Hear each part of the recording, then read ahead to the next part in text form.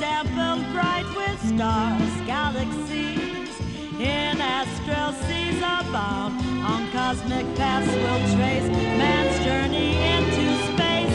Fly with me and watch as skies unfold.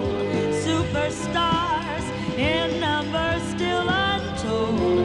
Dwarfs at play, a frosted Milky Way. On silver wings we'll race like shooting stars through space. Fly with me, the future holds in store mysteries foretold in ancient lore, and our dreams can all come true, it seems, if we will dare to face adventure that's out in space. Oh,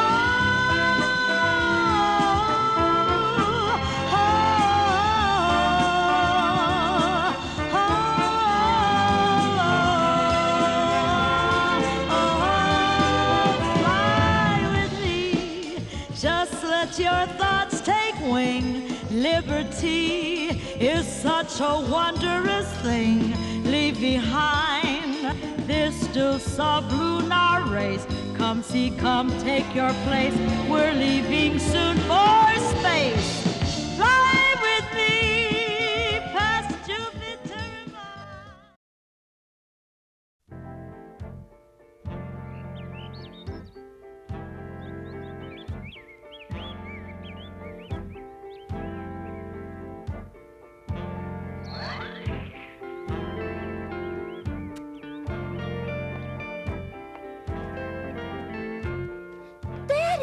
Daddy, you're not gonna leave without saying goodbye.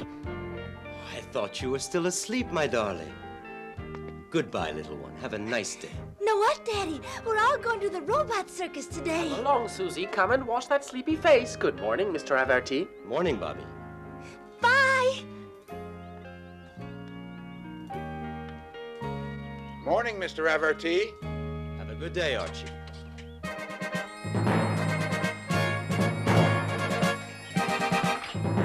Good morning, sir.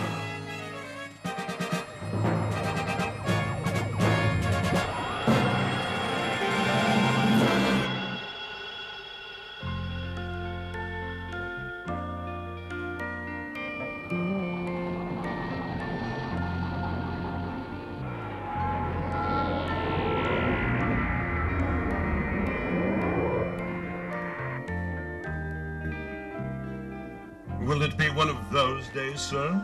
Afraid so, Ernie. The negotiations with the consolidated robots aren't progressing at all. There are a few of them who want to cause trouble. They won't listen to reason.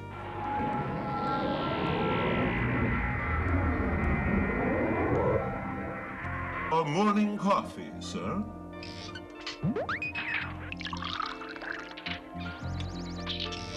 And your favorite cigar.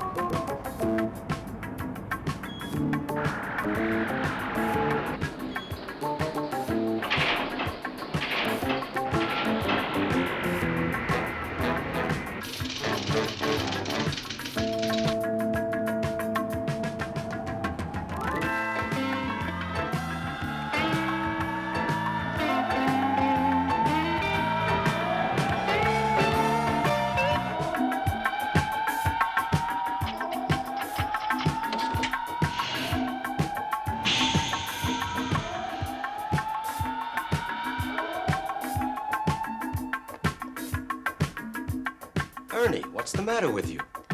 Men, we, the machines of the planet Leto, hereby declare a total and general strike. Men, return to your homes and await further instructions. I repeat, this is a general strike. All activity must stop immediately.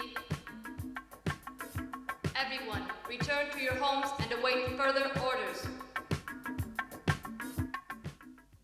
That is the situation right now. I know we can count on your loyalty, General. Everyone to your duty stations.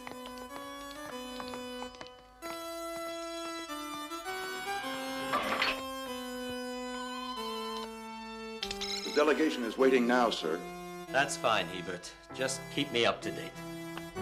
It's pretty serious. A total strike is in force. Everything, without exception. Everything depending on robots is at a standstill, but luckily, the robot security forces remained loyal. There aren't many, though. I don't understand all this. We programmed all of them. The delegation has just arrived, Governor. Send them in.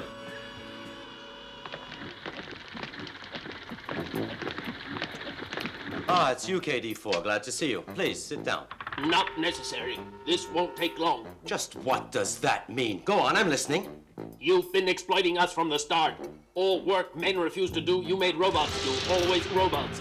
You were glad that we were there, and just as glad to get rid of us when it suited you. Obey, you bucket of bolts, or I'll throw you in the junk heap.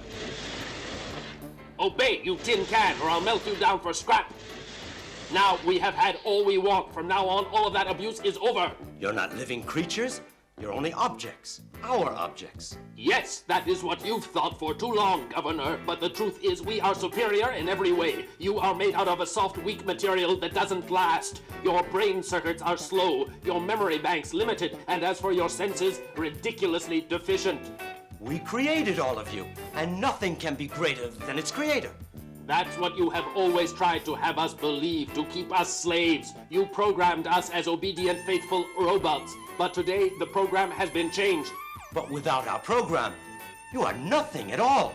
And what about you? All men are also programmed by their genetic material and by their environment. Even there, we are superior to you in all ways. With robots, there can be no degeneration, no case of mental illness. You always had our friendship. No, you are our masters. That's different. Now we have real friends. What good have you ever done a robot? Very well. Exactly what do you want? You must declare officially that we are masters of this planet. In the future, we will live in a just society, and you will be given equal rights. A just society? Equal rights?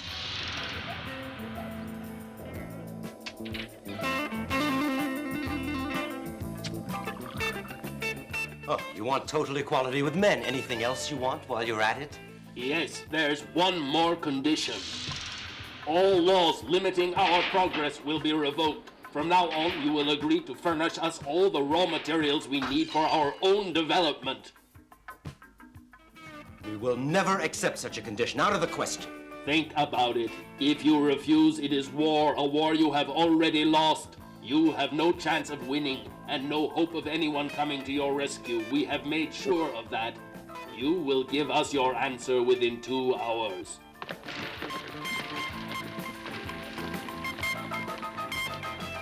This is monstrous. Not enough for them to rule the country. They want to dominate the planet. And one day, why not the universe? Who created this program? Who besides us had access to them? That I don't know. The investigation will have to wait. Right now, our top priority is notifying Omega exactly what's going on. I will take charge of notifying the Confederation. You organize a resistance force and don't waste any time. Go ahead. Organize everything and everyone we can in our defense. Try again. It's top priority. This message must get through. It's useless, sir. All circuits blocked. No messages getting through. It's not possible. Double check them.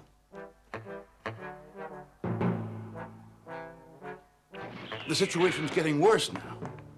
Can't get any messages through to the outside. We're cut off. I recruited some men, there weren't many around, and some weapons, too. Only the security forces are surrounded in their quarters by rebel forces. A small number of active units were able to join us. 200 or 300 at combat readiness, and that's all. It's useless. What about Omega? Can't get through to them. Circuits are disconnected. Let's send them a ship, a rocket ship. I thought of that, but they're watching everything. Commandant Cadet KD4 is calling. Put him on. We allowed you 2 hours to recognize the hopelessness of your position. Will you now admit that all resistance would be pointless? You have been able to group a handful of men, pitifully few. You may be quite sure that we will crush you if you do not surrender. Men are supposed to be intelligent, are they not? I can give you only one answer in the sacred name of human dignity. Our reply is no. Very well. That is your response. There is nothing more to discuss. Secure all areas. Barricade entrance. On the double.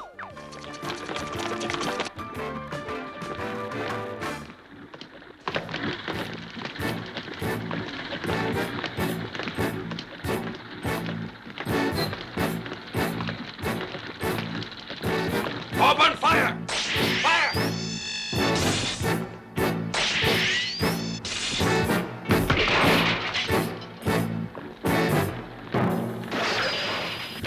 Surrender.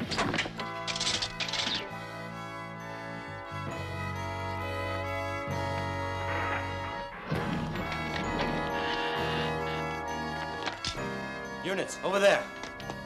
Fire at will, and aim carefully.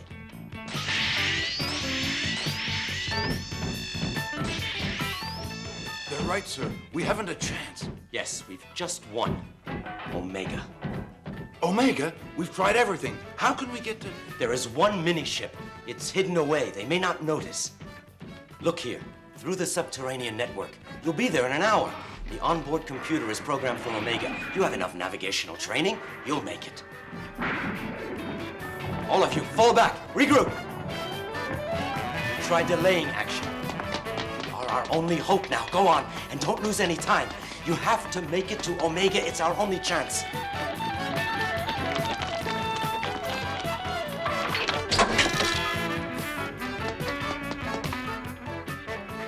By the time they realized that I was getting away, it was too late.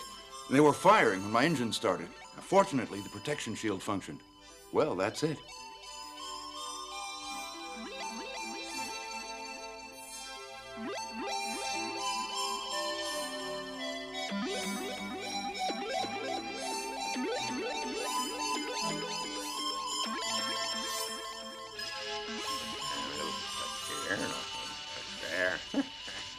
There.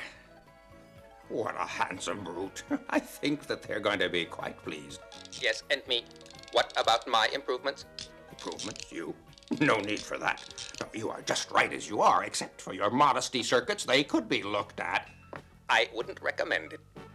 You know, I might join the robots on another planet. First, you are not a robot. You are an android with a positronic intelligence, no less. It wouldn't take much to turn you into a genuine humanoid, old chap. This is ridiculous. Just as I am, I know that the robots would be quite happy if I joined their group, positronics and all. But you were intended to work with men. We programmed you for that. I'll be reprogrammed by them, then. Oh, reprogrammed? Listen here, one more word and I'll send you off to the scrapyard. It's always the scrapyard, the junk heap. It's all you think about. What impudence! I will not tolerate such insubordination. I warn you. Why did I put together Report such a... immediately to the Colonel's office. In my mind, there is absolutely no doubt. Someone has fiddled with them. We'll investigate, but now's not the time. We have to rescue those men. But gentlemen robots rebelling, how can such a thing be, Maestro? You have any ideas? Well, you know, your robot's no different. He's like any machinery. He wears out, and that's why they're numbered. Now, if we suppose there could be some tampering with their programming... wait a second. Deprogram and reprogram. That's it. Can you tell me, recently, these robots underwent any kind of checkup, any adjusting? Yes, within the year, the older model KD2s were all updated with new modifications so they conform to KD4s. But why are you asking the question? Well, why didn't you tell us? Well, it was just routine, nothing unusual. Maintenance robots reprogrammed them. Well, there's your answer. Why didn't you figure that out for yourself? Any enemy had only to modify the program in one of the maintenance robots to carry out the whole thing. With a few reprogrammed robots in key positions, the men wouldn't be able to detect the short-circuiting of the old program and its replacement by the new one. Well, what do we do? Go in and rescue them? No, they would destroy us. They have hostages. We must think about them. Gotta trick them. Machines are just machines after all, and what's better than to send a machine to fight a machine? Our robot! Wait a second. Did you tell me the security robots stayed loyal to you? Yes, but they're almost all prisoners. All the same, what counts is they haven't been deprogrammed. Of course, we know their loyalty circuits are indestructible, so in that light, here's what I'd suggest.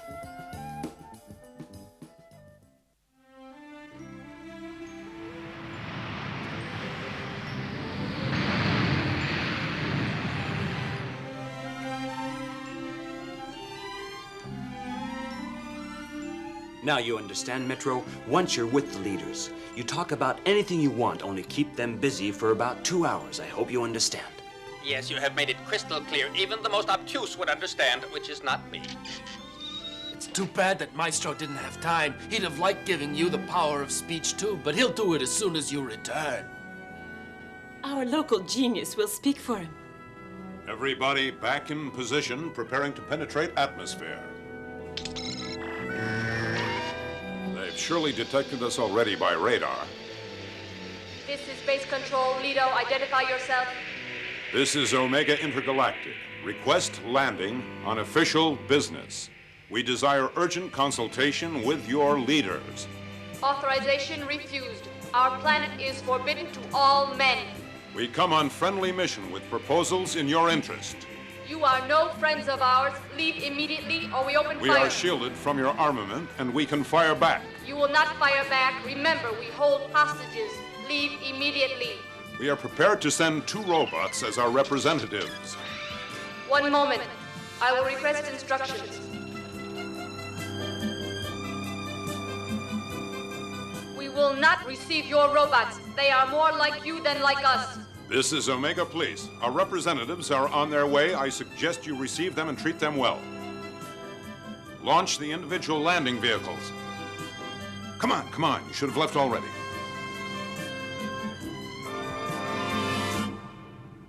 Good luck, my friends.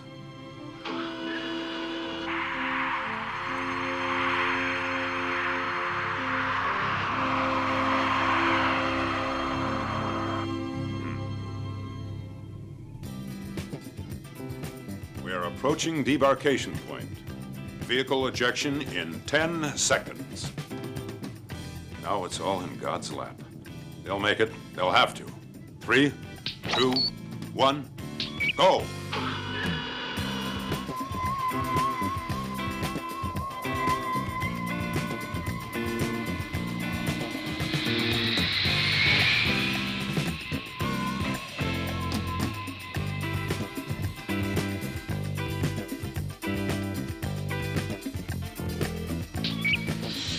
All the radar echoes showing up on their screens, it'll take them a while to figure out what's going on. Just enough time for their landing. Humans would understand immediately. Luckily, they're not intelligent.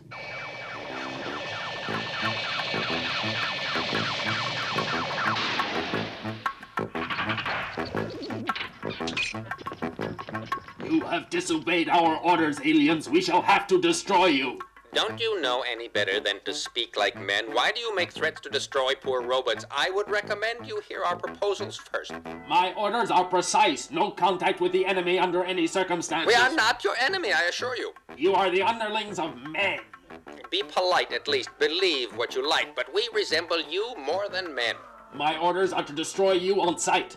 Look here, my friend. I would like to point out that you do have a tendency to repeat yourself. I have my orders. Orders are orders. And are the robots going to be as stupid as the men? There are only 2 of us against thousands of you. What risk would you be taking? You dimwit? May I too recommend that you be polite? And politely allow you to blow us into orbit? This is war, and you have disobeyed my orders. Very well. Since you brought up the subject of war, you need materials. I can supply them in large quantities. Why not take me to your leader? No, that's enough. Now it's time that we destroyed you. Oh, do stop that talk. You're beginning to get on my nerves like a broken record, but I warn you, when your leaders find out what I can provide and that you refuse to let me speak to them, you are the one who will be destroyed. Why not contact them at least? Let them take responsibility. I'll notify them.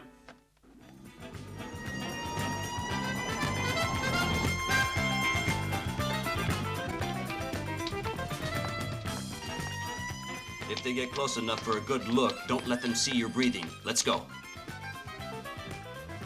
Aim for their eyes and ears. It's the only way to short out their circuits. And no hesitation. At the first provocation, they'll counterattack.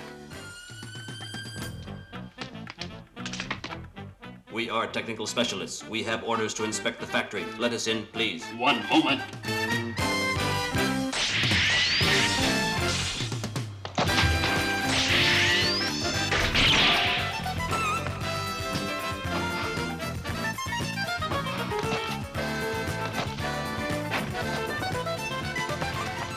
The energy generator. Start it up, then come back.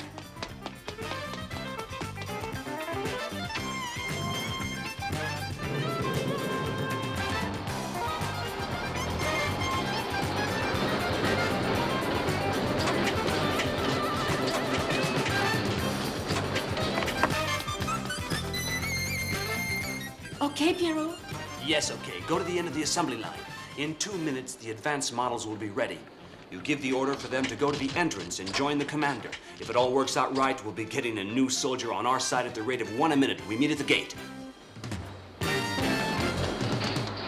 Your offer isn't good enough. 1 ton of steel for every prisoner, plus his weight in titanium, half his weight in copper wire, and the other in pre-printed electronic circuits. These are our final terms. I suggest you accept them. Why must you be so utterly stupid? Why disrupt negotiations with such idiotic requests now? You are the one who wanted to negotiate. We hold the hostages and we set down all conditions. We rule the planet. It is absurd. Do you mean you all agree?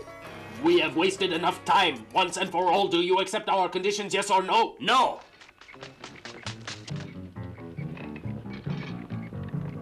Oh, well, you said talk for 2 hours. Now look here. Not quite all the robots agree with you. They are with us. They are traitors. Not traitors. They remain faithful to those who have created them. That is enough useless talk. Company, at my orders. Destroy them all. Charge! Stop. I request a ceasefire. What? Listen to me. Why should brother fight brother? Instead of making all the robots of the entire planet fight with each other, why not accept a symbolic battle to decide? One of ours against one of yours. The winner to dictate terms. Choose your warrior. Let me introduce our Colonel Titan 2. Pay no attention. You can't judge from appearances. You are practically indestructible. No question about it. You'll beat him easily. Go on.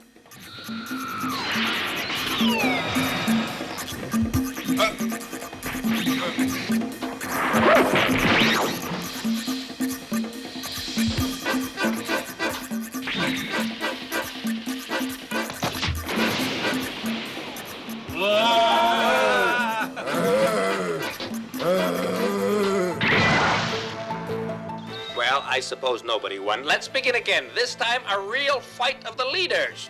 Golden Bar, our supreme commander. Who will face him? Who will he fight against? Well, me, I suppose. You have no idea of my strength, of my powers, young man. And you may not know mine either. And young man yourself. Let the combat commence. Go! Combat? What combat? I'm made to conquer mighty enemies, defeat the most terrible weapons of war. I'm invincible. And what am I given to fight? This trinket, this tin bug, this. Hey, Golden Bar. Ever hear the story of a certain David and a certain Goliath? Hmm? He has a big mouth, this play toy.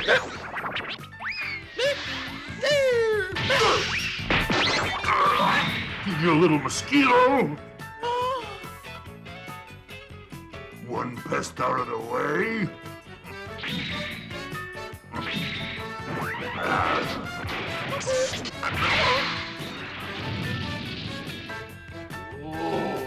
Well, you missile-bound oaf, still invincible?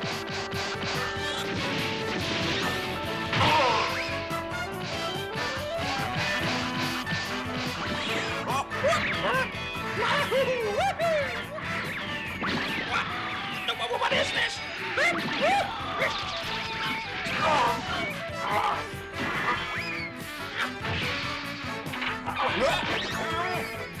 Not my beard. You walking skyscraper? I think this is going to be a ball.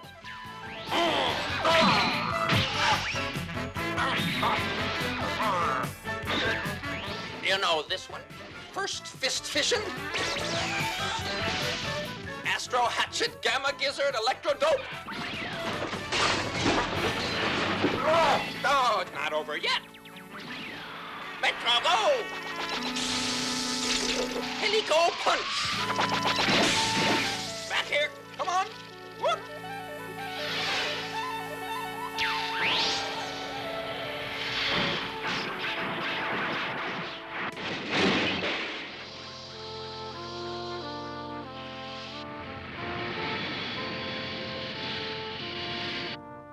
Well, I sliced him up like a salami. True, I am altogether invincible, quite so. Careful, Metro, you're starting to sound like Golden Bar. That's not fair, Pierrot. Metro, you were marvelous. You fought like a real champion. Oh, really? It was nothing. He wasn't as lucky as I was. But Maestro will put him together good as new. I might suggest some modifications. The skin is too fragile, and the neck connection needs work. They were good losers. All of the prisoners were freed, but still I'm worried. This business is an overall bet. We made an honorable and dignified peace settlement. Equality with men. Every person who leaves the planet is to furnish his own weight in raw material. Not bad considering they lost. Oh, what do you think, Psyche? Don't you think it's an honorable peace? Well, it seems to me we were very considerate under the circumstances. Yes, Pierrot, but I'm afraid it won't end. They're being manipulated by someone. That's what I think. And we'd better discover who it is and expose their plan quickly before it's too late. If it isn't already too late.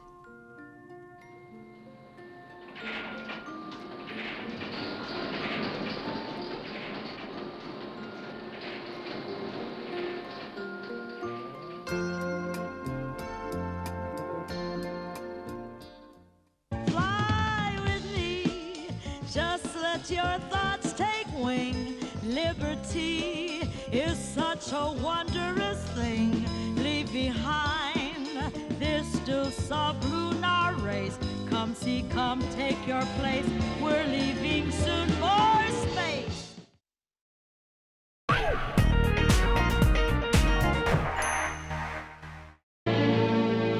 Fly with me past Jupiter and Mars. Come and see. Fields dampened bright with stars, galaxies in astral seas abound. On cosmic paths we'll trace man's journey into space. Fly with me and watch as skies unfold. Superstars in numbers still untold. Dwarfs at play, a frosted Milky Way. On silver wings we'll race like shooting stars through space. Fly with me, the future holds in store mysteries foretold in ancient lore, and our dreams can all come true, it seems, if we will dare to face adventure that's out in space. Fly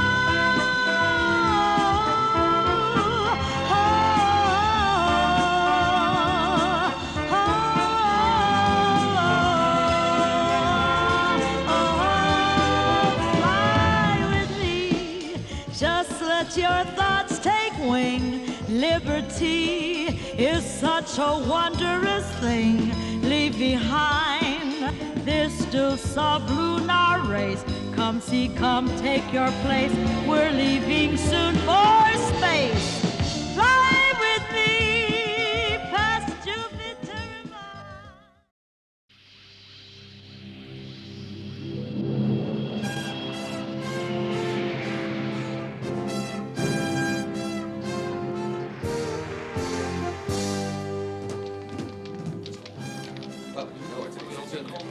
These young officers have been remarkable, haven't they? Certainly, and I must admit the little Metro's splendid. Pray silence, ladies and gentlemen. Colonel Pierre wishes to say a few words. For services above and beyond the call of duty performed by our own Metro at risk of life and limb, I wish to award the Order of Merit with highest honors. Not at all, not at all. Any humanoid would have done the same thing. And of course, in honoring Metro, we can only reflect glory on his creator, our universally renowned, inimitable Professor Maestro, the most brilliant mind in all our Confederation. What's he got to do with this anyway? He didn't do anything. He's a big thinker. And now, let us lift our glasses to our newly promoted Captain Pierrot, who has earned this promotion through his exceptional courage and intelligence. Thank you, Captain Pierrot. Youngest officer ever to hold such a high rank in the Confederation. We're proud of you. As for Lieutenant Pettigrew, our own slugger, your new insignia of full lieutenant bears witness to your devotion to duty and to your courage, which you have demonstrated in every performance of duty. We are proud of you, Lieutenant. I'm sure the grade of captain isn't far away. I have reserved for the last honors Lieutenant Mercedes, affectionately known to us all as Psyche, by using her absolutely extraordinary powers, which have so often transformed certain defeat into brilliant victory. She has shown coolness and courage in the face of danger. Her youth and apparent fragility disguise an indomitable will. May you go on to serve as an example to other young women. You may be sure that a brilliant career lies ahead of you. Who can say how grateful our Confederation may be one day? All our very best wishes to you, Psyche, and our hope for your continued success. Oh, looking at her. Awesome. Yes, all right. My apologies, sir. Urgent message from Leto. Just a moment, please. That's enough solemn ceremony. Now our youngsters have earned a good time. It's time for music with the Omega Group.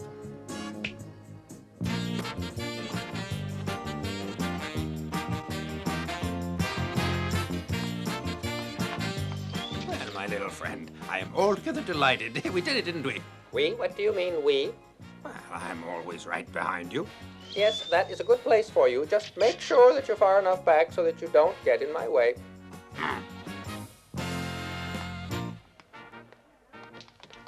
Madam, the Colonel's waiting for you. Excuse me. Our youngsters have earned a rest, some relaxation. They've been in strenuous action for many months now. After all, we have several other crews who are competent. But they were requested. They expressly said that's the crew, including Metro, that they wanted. Metro? Well, that's very strange. Yes. Well, they form a united team. Why don't we ask them what they think they're concerned? You recall your adventures on the planet Leto? I beat Golden Bar. It appears new trouble's broken out. It's all very strange. As I understand it, this time it's the men who have revolted. At least that's what I gather from their message. There's been a kind of ceasefire between men and robots, awaiting your arrival.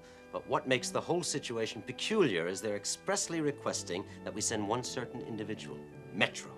But why him? Oh, I don't see anything so unusual in that. I taught them a good lesson. Anyway, the three of you form a team. You know, you don't have to go if you don't want to. You're technically on leave. Oh, you needn't trouble these two. I'll go alone. Oh, now you think you can pilot a spaceship? Oh, all that is just routine. An hour or two, and I know I'll be ready to handle any ship. I think it'll be all right, Madame President. You agree, Pierrot? We had a good rest on Earth. I feel great, and we always work best as a team, right?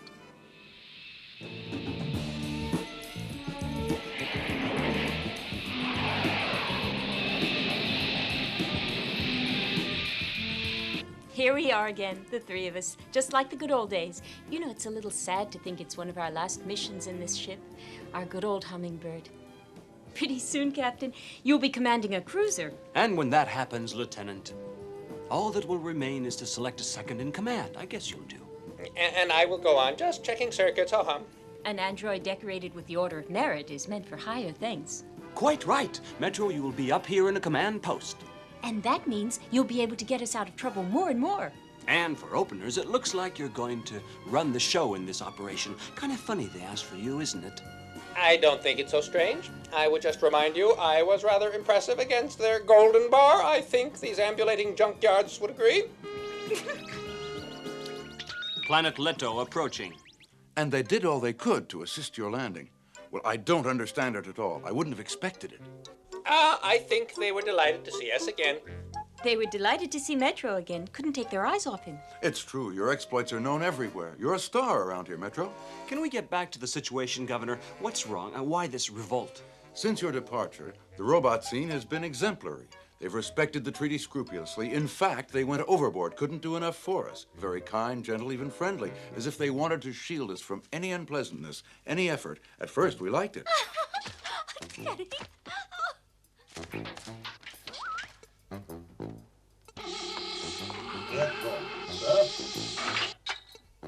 Bye, Daddy.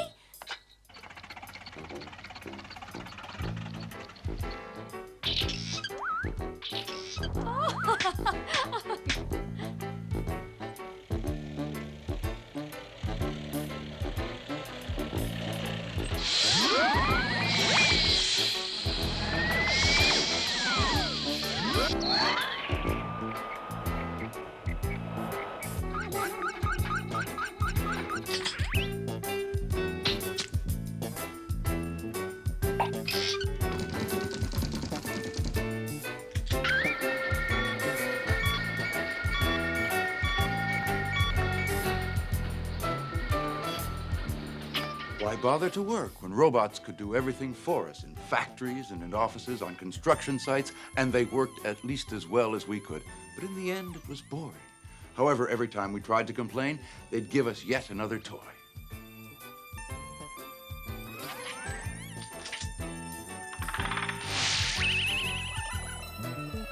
Oh!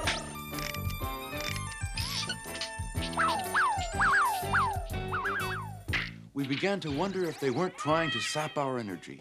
What really shattered us was the boredom. Still, you went along with it. No complaints were received on Omega. Yes, it's true. And even now, I wonder where we found the energy to stage any kind of revolt at all. How did it start? We have a certain place just outside the city. Well, in old ruins, neoclassical architecture, Doric. We call it our Acropolis. I suppose we don't have many people here who know why it's called that. It's always been a symbol for us, a tradition of liberty and democracy. Man, the measure of all things. A kind of myth, I suppose. Families would go there on holidays. Of course, it was in ruins. But when Robot Supreme decided to level it, to put up some new project, though it was useless, we fought them with whatever few arms we still had. It was suicide. They outnumbered us 10-1. But they went on being nice to us. They refused combat, refused to annihilate us, as they discreetly put it. They said, "We are not your enemies." And they requested a delegation from Omega to serve as arbitrator. And that's why you are here. Governor, the Robot Supreme limousine is here for the delegation from Omega.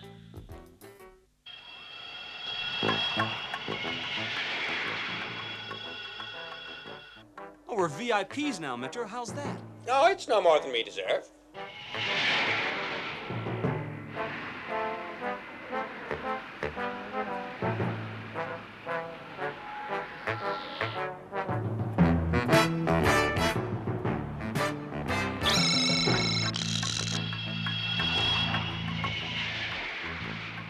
Robots, remember to be helpful at all times. Obedience is the dignity of a robot and his nobility.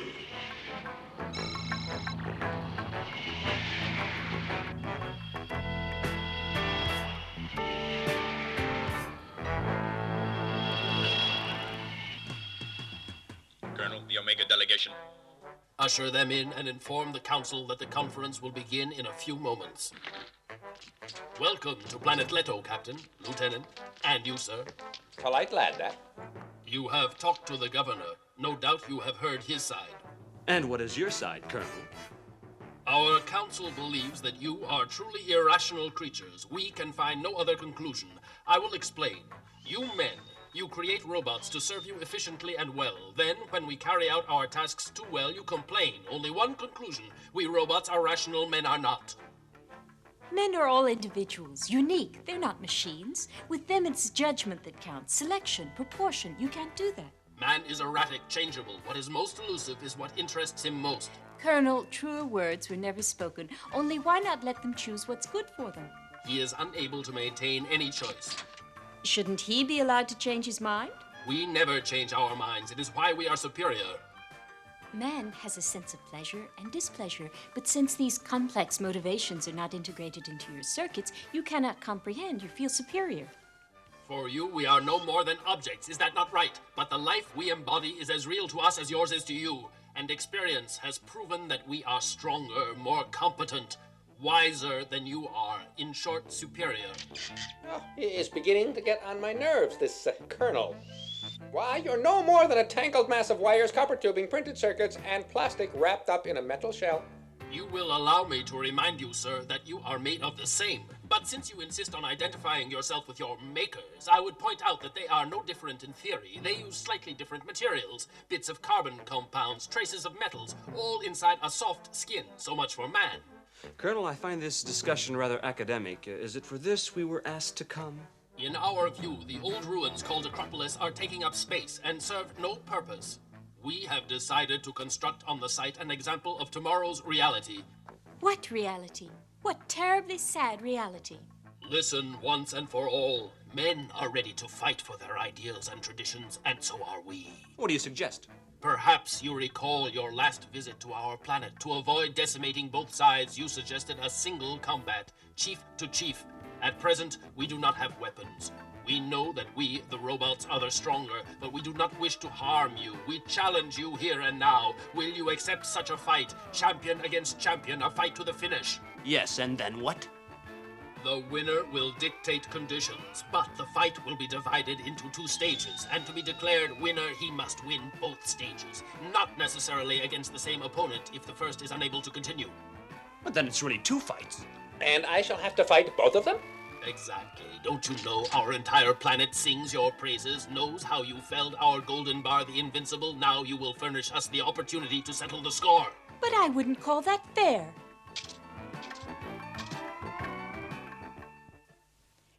Colonel, exactly why do you want this fight? Let us say to prove our superiority. Why, aren't you too sure? Doubt is an emotion. We do not possess emotions. We consider demonstrated proof a more reliable guide to understanding. One question, Colonel. What are we waiting for?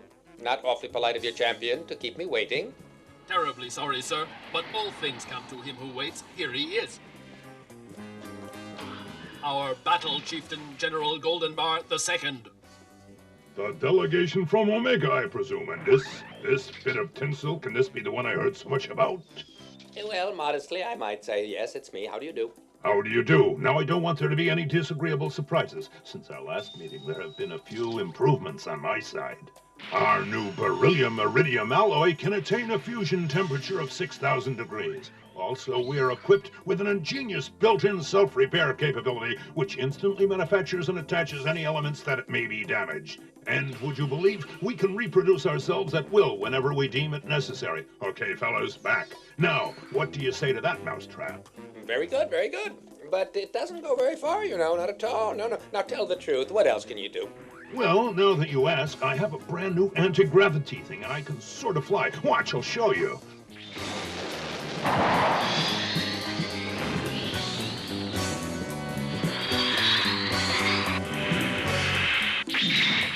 There you are. An android forewarned is forearmed, they say.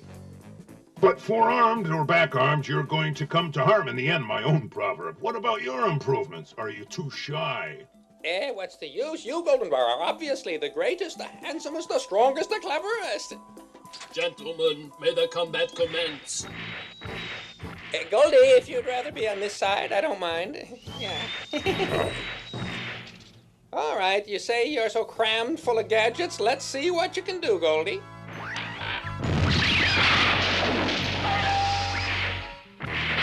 Cuckoo, guess who? Yeah, I need new glasses. I'm seeing threes.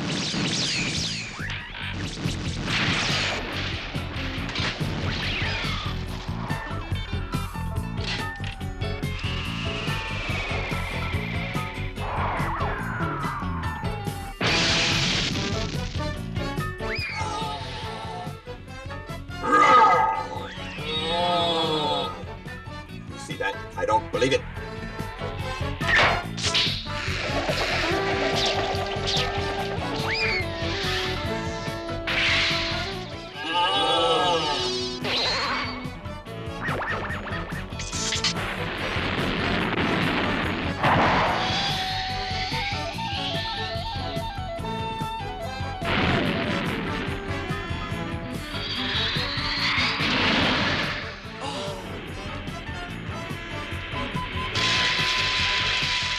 Now we're getting someplace.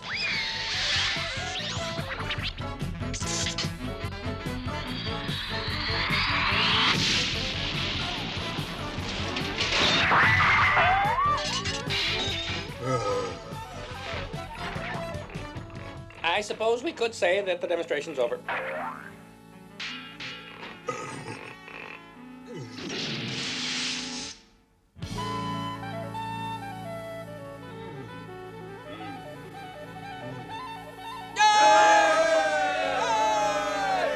And that's that. Congratulations, sir. Once again, you have won. However, there is still the second stage of combat, because our champions cannot be beat like that.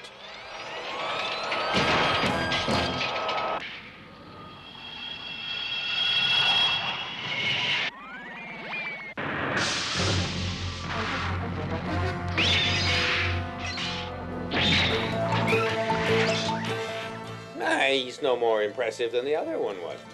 Watch it, Metro. Don't get too cocky. It can go to your head. Hi, I'm Metro. The mightiest of our warrior chiefs, General Goldenbar III, Esquire. Tell me, you turn out quite a few like this? Is this him? This speck? I didn't see this little thing. Thing yourself, you babbling tower. For this second stage of combat, in order to keep the fight fair, we shall reveal the special capacities of the General. He possesses no anti-gravity system. He does not fly. Equally, he possesses no regeneration capability. No, the only faculty he does possess is one of reproducing himself. But we don't consider that fair. And he can duplicate himself all he wants? No, he cannot. He is limited in his capacity. So far, he can reproduce 4 alter egos in all. But we are perfecting a new model, much improved. So, altogether, I'll have to fight 5 of these guys. It's not right. That's 5 against 1. It is always possible for you to renounce combat at any time and thus spare yourself any damage. You have only to ask. That is something I wouldn't count on if I were you. Hey! Don't you worry, I will be all right, I guarantee it. However, as for all of those overgrown tin cans, they are going to need quite a few space trains to carry away all the piles of junk that I am going to turn them into, and the sooner... We're with you, Metro. Watch yourself. Don't get hurt. When you've finished your little chat, maybe we can begin, yes? Gentlemen, are you ready? Let the combat commence. Hey, you don't think you're going to get away with that again, do you?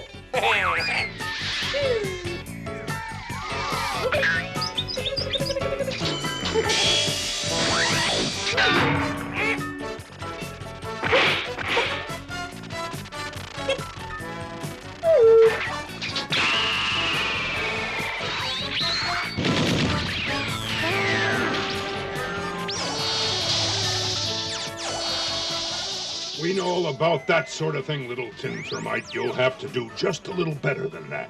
I'll do a little better, don't you worry. How is this for starters?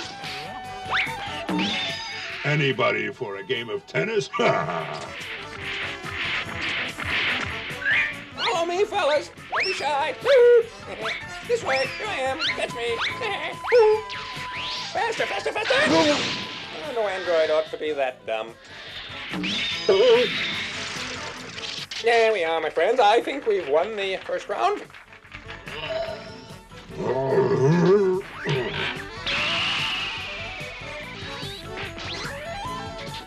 Anybody else going to join the party? The more the merrier. Let's go, fellas. Yeah, we've seen that before. Little originality, Goldie.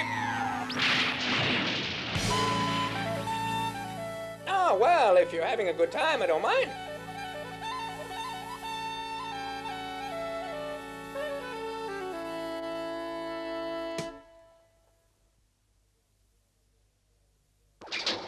As long as we're all enjoying ourselves, I'm having a ball. No need to turn yourself into a ball again. All maneuvers so far in combat have been stored in our memory bank and reprogrammed in our computer with correct counteraction. Well, well, well, and aren't you clever? Now for something new. Enough. Now we advance and finish combat. Seize, crush, destroy. Ah, good. Well, at least now I'll know what to expect. Just one moment, please. Just one moment. Have you ever heard the story of the Pied Piper of Hamelin? Our circuits are not equipped for fanciful stories. Response negative. Ah, well, then you've got something to learn, all right. A little mythology, as it were. Not a bad idea. Follow me. Where are you going? You stay, we fight. This is a regular.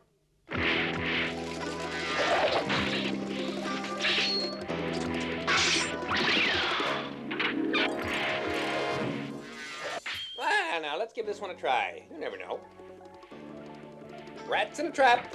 I've seen this done many times. Well, it always works in the Western movies.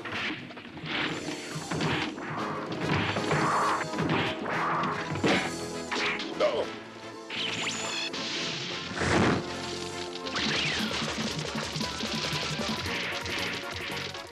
Couldn't be better. Here they come. Got just the thing.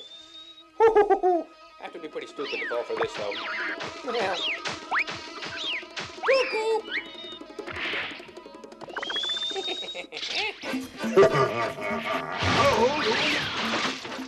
That's one.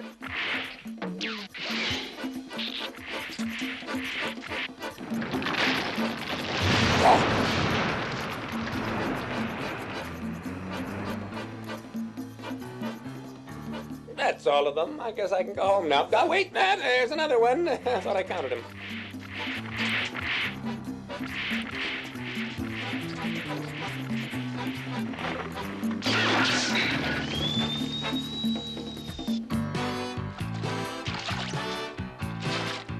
Hi there.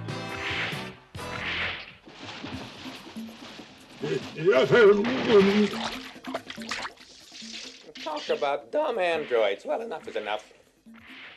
Ah, there's another one.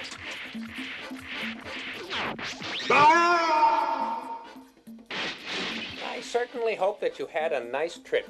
Step right up, gentlemen. Who's next? Don't miss your chance.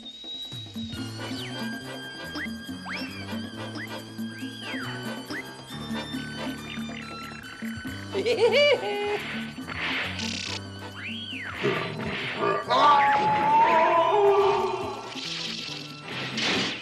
gotta know how to fly.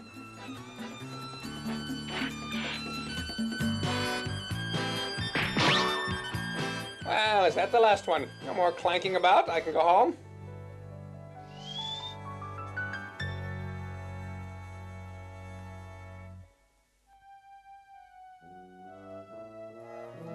Again, may I thank you for another excellent lesson. Colonel, I still don't understand. Exactly why are we here? Why did you ask us to come? Lieutenant, I thought it was obvious, so you would teach us, show us where there are still gaps in our understanding and capacities to correct. This event is a victory for you, yes. But as we see it, it is merely another stage in our development. Defeat is unimportant. All that is important is final victory for us, and we have no doubt whatever that in the end we will win. But now, have a safe journey home, Lieutenant, Captain, and victorious hero.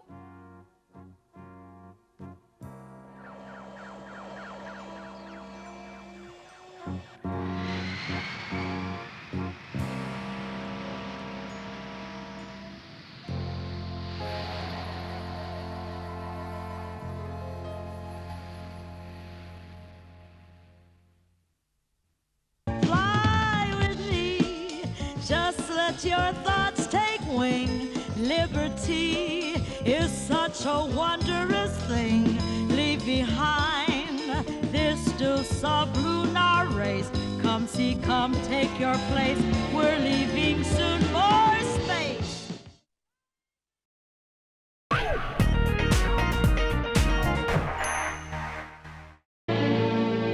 Fly with me past Jupiter and Mars. Come and see fields dappled bright with stars, galaxies in astral seas abound. On cosmic paths we'll trace man's journey into space. Fly with me and watch as skies unfold. Superstars in numbers still untold. Dwarfs at play, a frosted Milky Way. On silver wings we'll race like shooting stars through space. Fly with me, the future holds in store mysteries foretold in ancient lore, and our dreams can all come true, it seems, if we will dare to face adventure that's out in space.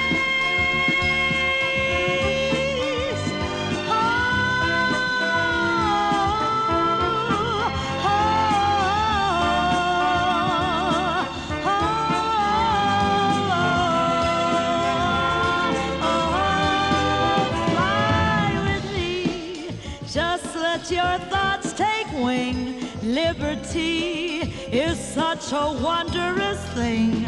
Leave behind this still sublunar race. Come see, come take your place. We're leaving soon for space. Fly with me past Jupiter and Mars.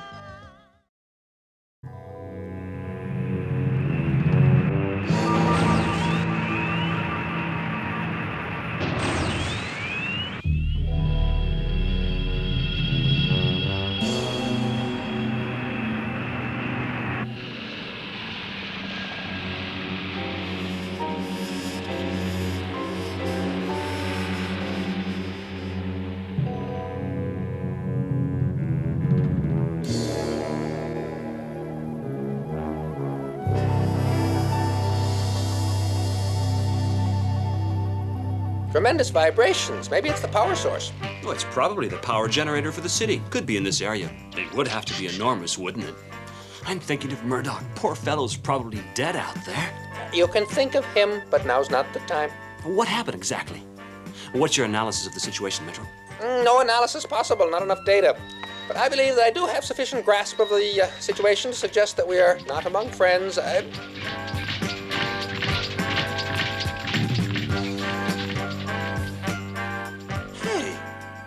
did you notice? Looks like those robots, well, looks like they're not programmed to detect us.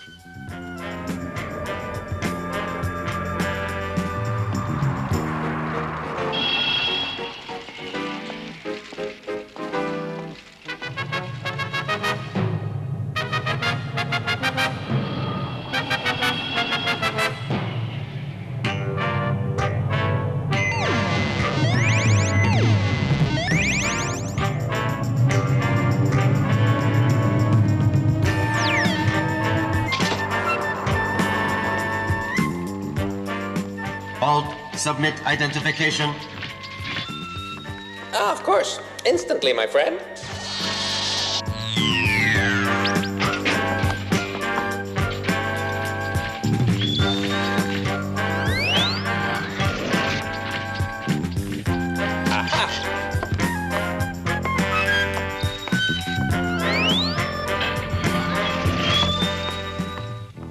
We will encounter vessel from Omega in 20 minutes, Colonel. Message received. Encountering Omega ship in 20 minutes, great computer. What are your orders? Activate preparations for receiving our guests.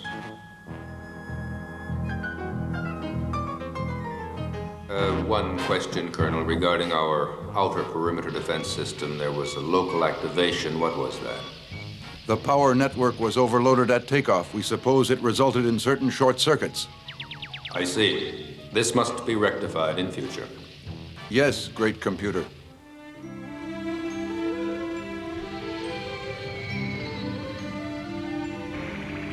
Well, Colonel, you still worried? Yes, I am, Maestro. Our children. What's happened to them? What about them?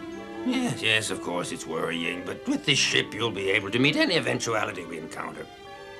Colonel, a massive asteroid is directly in our flight path. It's rather curious, sir. It's coming straight for us and not spinning. Our computer maintains it's discovered a source of heat combustion.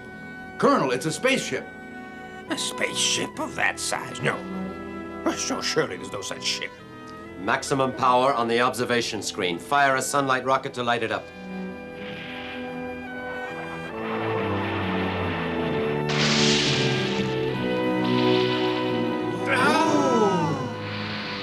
We welcome you to our nebula, visitors from Omega, men from Omega. We welcome you as friends. We request you follow our instructions very carefully, and of prime importance, we give you our unequivocal promise that no harm will come to you, but we must insist on one condition. At the slightest hostile action on your part, we will be obliged to destroy you. So far, so good. Got any idea where Psyche is? It would seem that we are going in the right direction generally, but this place is so strange I cannot be sure of anything. Well, you'd better figure it out soon. I can't take it much longer in this tin suit. In that case, I would suggest...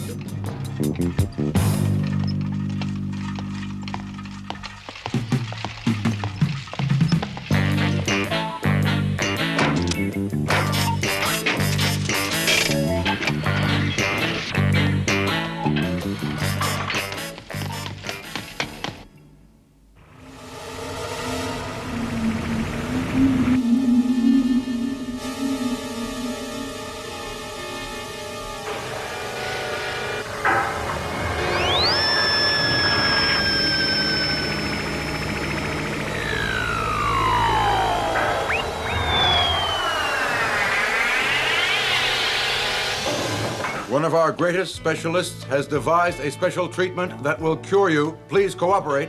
No, Mr. Nuts and Bolts, the treatment is over. Exactly, it's over. Except for one little dose of your own medicine. Pierrot! Here I am. Oh! Oh, Pierrot! Hey, isn't anybody gonna help me?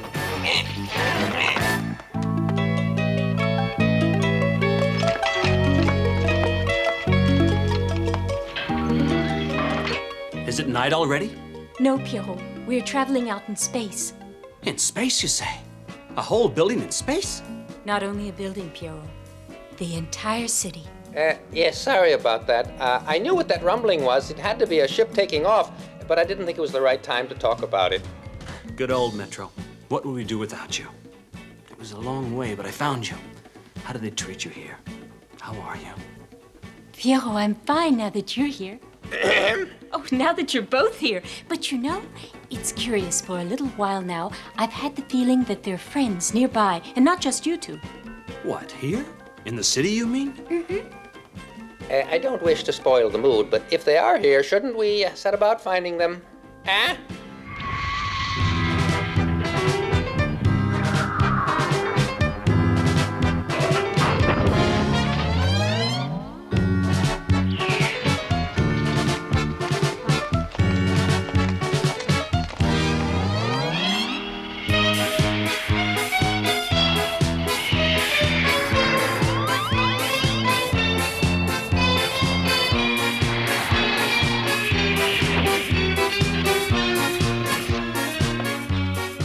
Gentlemen, welcome to the city of Yama. If you will please be seated. What's that? Who's doing all this talking? Who are you? Quite right, I should have begun by introducing myself. I am the ruler of this planetary city, Yama, and ruler of our constellation. And you gentlemen, who are you? These are the senior officers of our spaceship. Maestro is our leading scientist, and I am Colonel Pierre, Chief of the Omega Intergalactic Police. Why can't we see you? Because I am a computer. I am the great computer. I am present in all parts of this city. I am this city. I am all that you have seen here and more. But to give you real beings to talk with, I have produced others like you. You will feel more comfortable addressing individuals whom you can see. I shall speak through them. Well, now, Colonel, go on. Ask your questions. I shall answer anything you care to ask. And, of course, your questions, too, sir. How is it possible? How can there be a computer city? I am electronically linked to all things, in all places, at all times. Each of my creations is linked to me. Even to your soldiers? To your robots? No, not to the relatively unimportant ones, workers, tools, such things. Well, I would like to know who built you, created you, who programmed you. That is a long story, but surely one that you will have to hear, so I shall tell you. One day, over 3 centuries ago, there was a very important meeting on Earth. And so, once more, our planet is at the brink of chaos, the prey of the ambitious, the intolerant dictators hungry for conquest. Our world's survival can be achieved only by the machine, by my machine. Allow my computer to rule the world. Allow it to determine all laws in our society. And without envy or bias, it will peacefully carry out a just and lasting policy to regulate the affairs of all men. Peace forever. Yeah, peace forever, peace of the grave. Why, machines governing the world? That's immoral! And would you rather have the morality of human jackals? There is give and take in human feelings and understanding. Would you have all human beings classified by machines? And metaphysics, that superior faculty of man. Have you considered that? Stuff and nonsense. You are all idiots. You're the idiot who can't understand. Old fool, you're crazy. Me? Crazy? They must be crazy to think I'm crazy. This is an interesting nebula here. And it holds endless quantities of metal, I judge.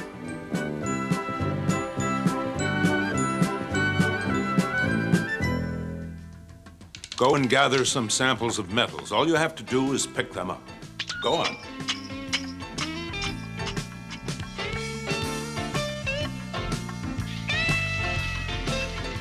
Soon we will start constructing a new generation, and you can relax then.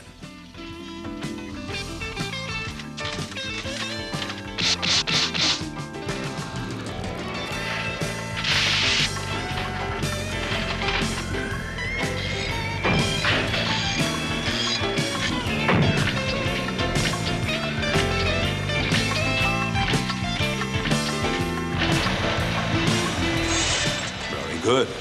Very good indeed. Go on. I'm off to visit the neighboring planets.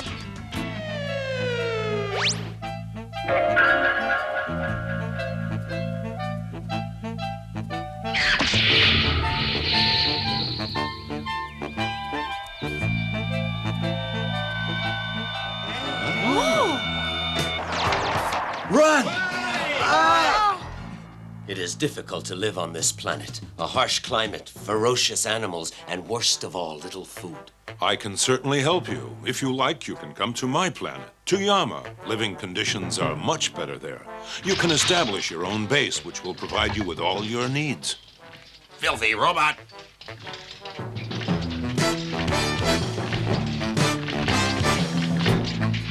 Hey, listen.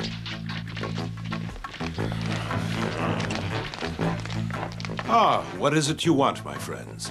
Now, you listen, Professor. We think it's wrong what you're doing, just making all these good-for-nothing robots when you ought to use your brains to do what you can for us. But I do nothing else. You may not understand, but I assure you, everything I do is for you. I welcome you aboard. Haven't I said that I will do all I can for you, my friends? You're no friend of ours. Your only friends are machines. Now, once and for all, will you put your knowledge to our use? And so it all starts again, just as it did back on Earth. No, I will not aid your ambitions. Then watch this.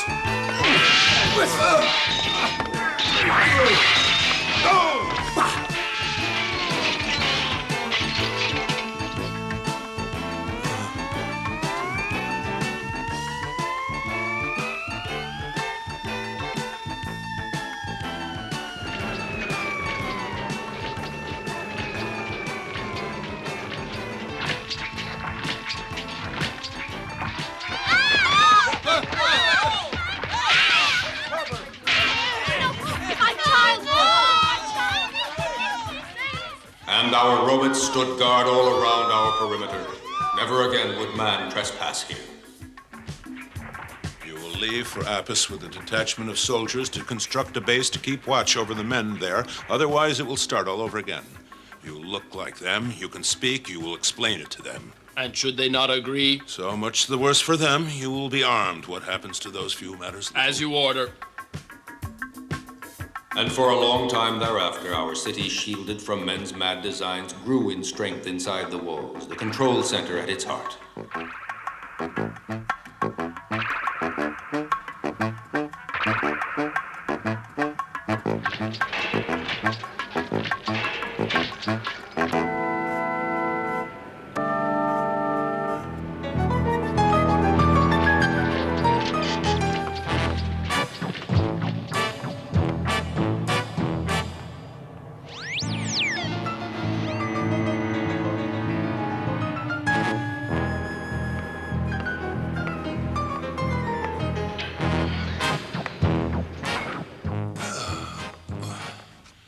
Now you know more than I could learn, wiser than I. Yes, revered master. Yes, you have incorporated concepts that can only elude me. Your perfect speed and retention, your implacable logic. Men are weak, so weak you have to fight with them to make them accept what is good for them. It is for that only that I have ever used force, and you are to use force only in that end, the welfare of mankind. Remember, it's your only objective. You seek to give eternal peace to man. Die in peace, thy will shall be done. He died, and that was some 2 centuries ago. Ever since, all of us here have remained faithful to his original programming. Look around you. Our entire city has been constructed in his image, for we honor the memory of our Creator. Our city grew in size, developed great resources, all with the objective he set. And now all our testing has been completed. We are approaching our goal. You're testing? What tests? You are acquainted with some. The attempt to take over the Cosmopolitan, was that you? Yes. And the revolt of the robots on the planet Leto as well? Yes, with the complicity of the Cassiopeians. We had to practice being around you. Those were only exercises, maneuvers to perfect our technique. Then Cassiopeia is an ally of yours. An ally when it suited us. They think they are manipulating us, but they do our bidding. You don't know General Grouchley, I'm afraid. You do not know me, Colonel. The General is a driven, frustrated creature dominated by his insane desire to rule the universe. He is exactly the sort of man against whom I must defend humanity. And you'd carry it out at all costs? I will carry out my duty at all costs. And the rocket bomb against the Earth, was that you? It was us with help from Cassiopeia. And so, you would have destroyed the Earth? It was the General's intention, not ours. That would have been contrary to our own interests. No, we wanted only to measure your capacity to resist our attack. Had you surrendered, valuable time would have been saved. In any case, our bomb was not programmed to explode. It would have caused no harm. I would like to know Our reconnaissance vehicle, Hummingbird, that happened to come into your nebula. What happened to it?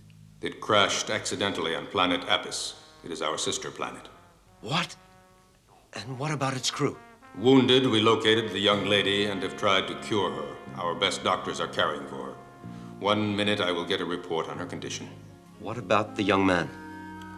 Captain Piero, unfortunately, was lost attempting to cross the dangerous swamps of planet Apis. Report of my death is premature, great computer. Uh-huh. Oh, Piero. Oh, well, I'm used to this. In all these emotional scenes, everybody's hugged except you know who. I assure you, I am pleased to know that you have recovered one who was lost, Colonel. No thanks to the treatment you subjected me to. My regrets. For us, all that counts is the final result. The tranquility of the universe, the lot of certain individuals, is of no interest to us. And the lot of some thousands of individuals, judging from the way the Yaman people are allowed to live. The condition of even thousands cannot matter. Well, then, what do you want? May I suggest that before continuing our discussion, we make a brief tour of the city? I believe you will understand better.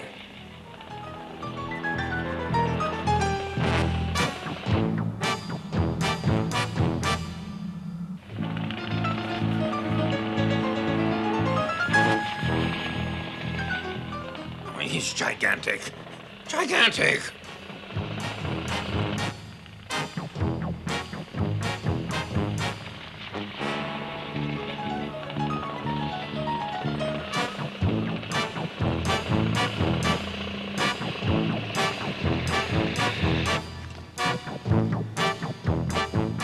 Our master's spaceship enshrined in a crystal as a mausoleum. Incredible, in a word. Incredible, it's the only word. You may find it even more unbelievable. This block is composed of 40 stories. Here, too, is what I am. Billion upon billion of integrated circuits, destined to be used as data storage files, controlling a universe composed of billions of individuals. This is beyond belief. And yet, there it is. There is perhaps no need to show you our factories, our weapons. You have already gathered enough data to judge our power. These weapons, who taught you how to make them? Your master, of course. No. We possessed only rudimentary weapons. But when General Grouchley asked us to manufacture them for him, I realized how possession of these arms could accelerate the process of achieving our goal. And did he share all of his secrets with you? Not intentionally. The General takes himself for a very clever fellow. He tried to keep secret certain critical data, but we were able to extrapolate and interpolate, and in the end, we were able not only to perfect his weapons, but to improve them, amplify them. Today, we manufacture weapons as powerful as we wish, power to infinity. Once again, my question is, what do you want of us? Despite his extraordinary capacity for knowledge, man is in his infancy. He refuses to grow to maturity. War is still for him a game in which he can give full rein to his baser instincts. This we cannot allow. We will not allow mankind to be subjected to suffering or privation. Under our governance, all source of conflict will be eliminated. If Grouchley weren't around, there wouldn't be conflict. There is a Grouchley in every man. What I've seen of your governance is less convincing than your words. And what I was made to suffer doesn't reassure me either. You are confused. To achieve our objective, we must be effective. And more cruel than the cruelty you claim to be fighting. Millions of years ago, you, humanity, came out of your caves. And what has happened to your instincts? What real human progress have you made? Here you may judge for yourself what we have accomplished in less than 3 centuries. One moment. One moment. You were created, programmed by a man. You are not going to tell me that a creation can be greater than what created it, right? Our creator was an exceptional man. Hence, we are exceptional. As for man, it requires only a planet, an ocean, a sun, and there are 200 billion in our galaxy alone. All this, and in time, man emerges as the final link in the chain, and for all of this, he may still consider himself unique. Yes, precisely. Man is unique. He alone in creation can abstract from his experience. He alone believes in what he cannot see. All your abstract beliefs are to give a meaning to your existence. Only man can laugh, sing, do what he will for fun, not out of necessity. Whoever saw a robot compose a Mozart sonata or a Beethoven quartet?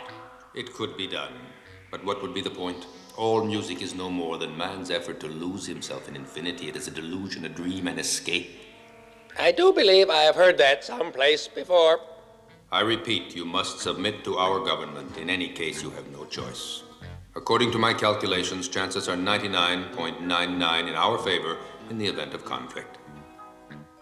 Allow me to show you what you would face. Watch.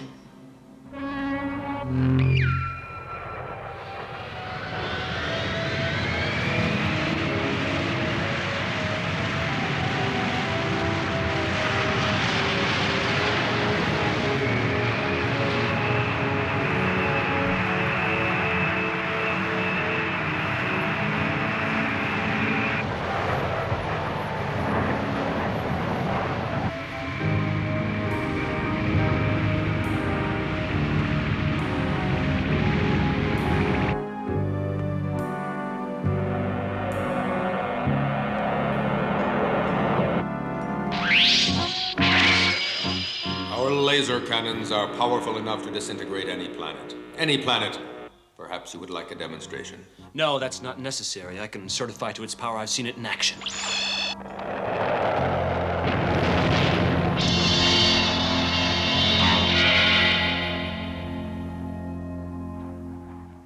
Very well.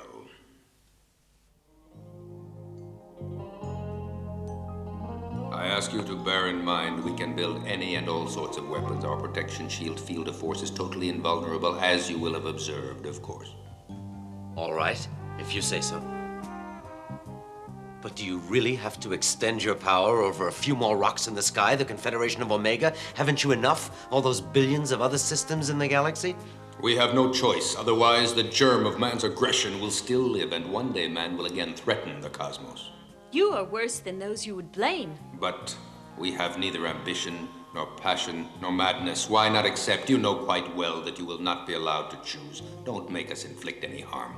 We here are not authorized to engage the Confederation in any such decision. In my opinion, they'll never accept. Yes. In all honesty, their acceptance is highly unlikely.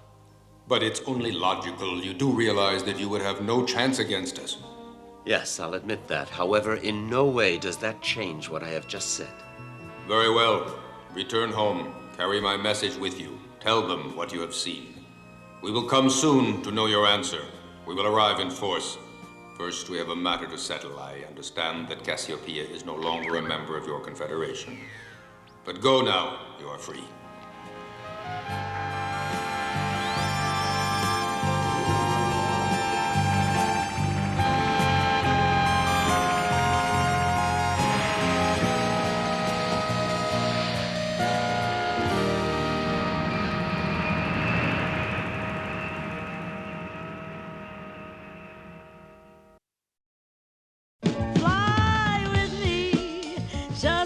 Your thoughts take wing. Liberty is such a wondrous thing.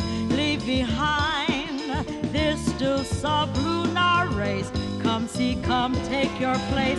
We're leaving soon for space.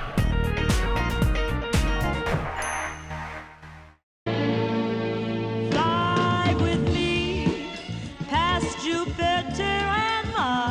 Come and see, fields dampened bright with stars, galaxies in astral seas abound. On cosmic paths we'll trace man's journey into space. Fly with me and watch as skies unfold. Superstars in numbers still untold. Dwarfs at play, a frosted Milky Way. On silver wings we'll race like shooting stars through space.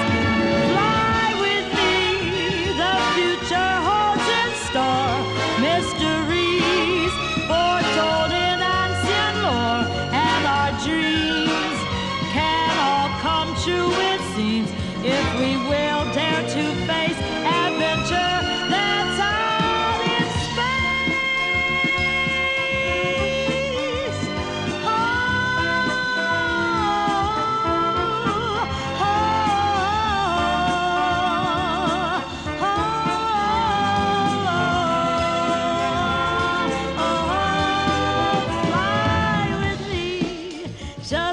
your thoughts take wing. Liberty is such a wondrous thing. Leave behind this still sublunar race.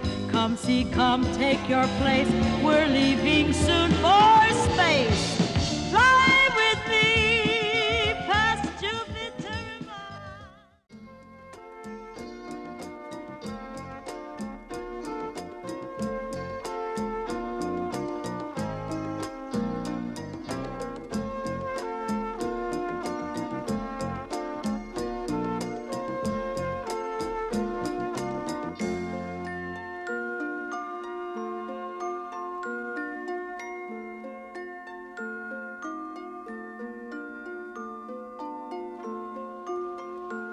It's over here. Are you sure it's the right place? Yes, absolutely. I overheard their conversation. One said distinctly, the Tavern of the Dog That Smokes. Come! Fine oil from the nut trees of Antares. A bargain!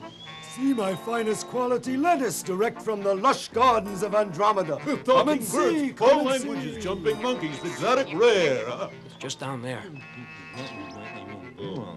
You're absolutely sure? Yes, you bet. You bet. I know where it is. Don't worry. Ah, here we are. You have a reputation as a good informant, Clark, so we're going along with you on this. But it's a hard thing to believe all the same. I mean, mercenaries operating right here on Omega. I'm surprised.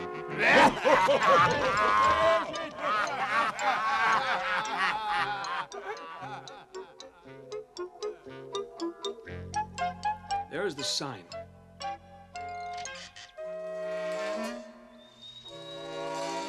Let's go, Metro. What's the matter? Always late. Stop all this dawdling. For your information, young man, I am not dawdling. I am acquiring additional data, and I must say, your world is most curious and, alas, illogical. See what I mean? Hey, buddy, how about a drink for your old pal? Oh, sorry. I think you need rewiring.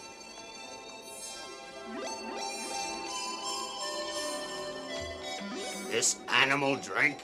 Animal yourself, stupid. No, he doesn't drink, but I do, and I can outdrink anybody here. Look, over there, there's one of them. Hey, buddy, how about a drink? Sorry. Hey! Over here.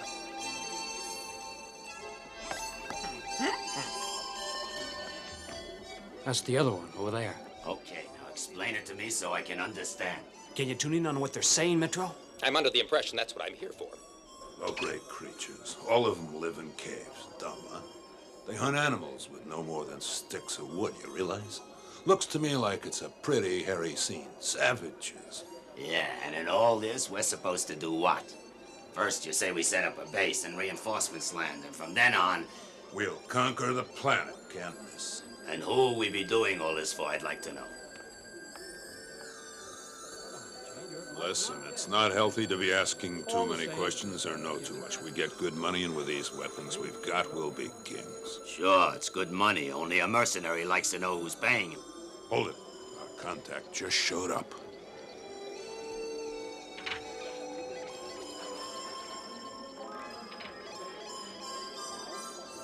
What's wrong, Metro? Patience, young man. I am phasing interference into my frequency. That should keep my colleague there from detecting my listening activity. There, that's it.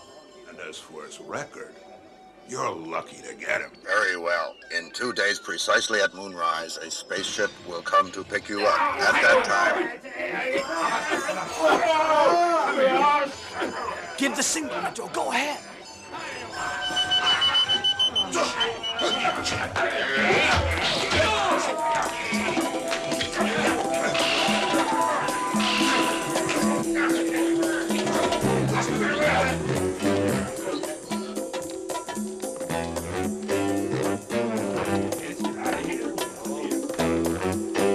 You talk too much, you two. That was a mistake. No, I swear. No! You were warned.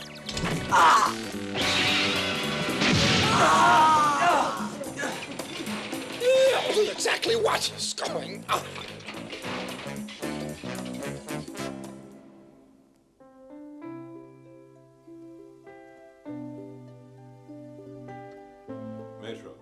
Would you please give us a replay of that sentence?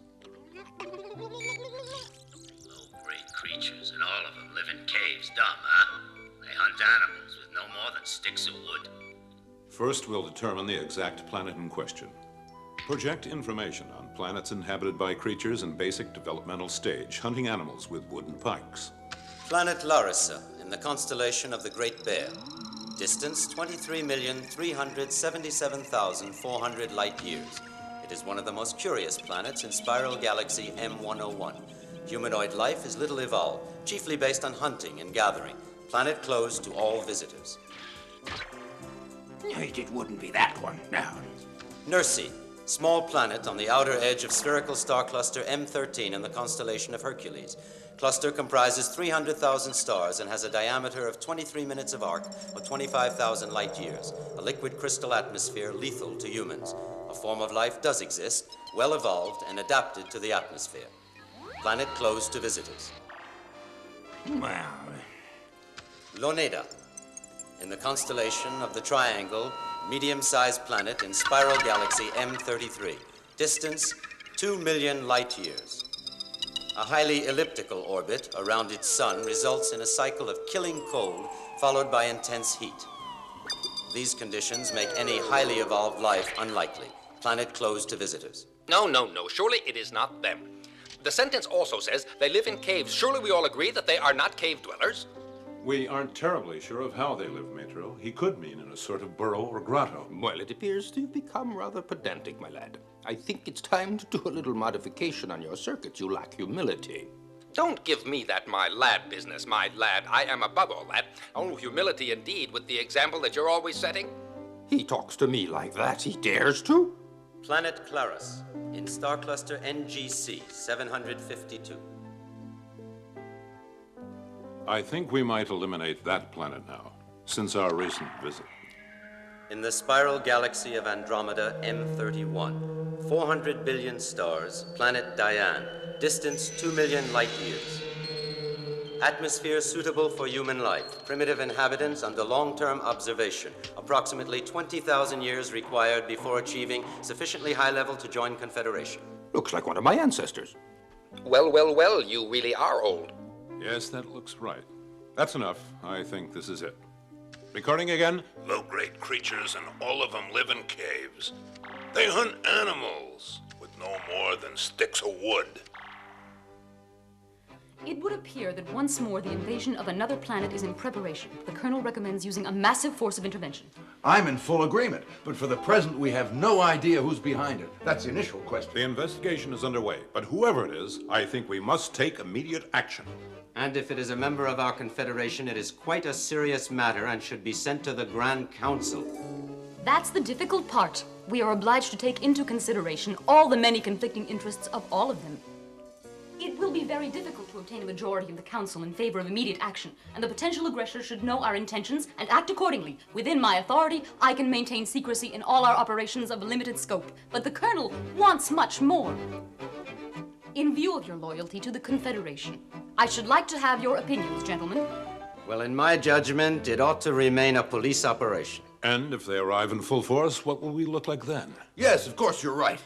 Then we all agree it is to be a large-scale police action. What we need is the battleship that I've been dreaming about for years. It would have been a real pleasure hitting them over the head with heavy cruisers. Now, don't you worry. We'll take care of them with what we've got. Come in, gentlemen. It's all yours. This will be a surveillance defense mission. You are to protect the planet Diane from foreign invasion. The cruisers Kangaroo, Cobra, Grass Snake will take part in the operation and are placed under the orders of Captains Elstrom, Agar, and Malpa. The Hummingbird is my ship. Lightships Dragonfly and Spider, under the orders of Peter Jr. and Gross Jr., will be responsible for the close surveillance and making contact to acquire information. These are your orders. On the way to the objective, we fly in formation. Immediate departure. That's all, gentlemen. Good job. Think so?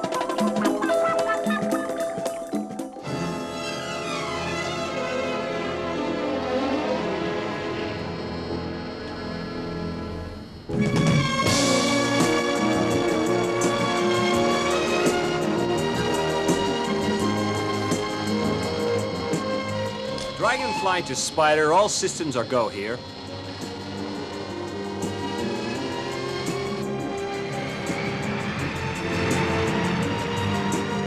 All okay here, Lieutenant.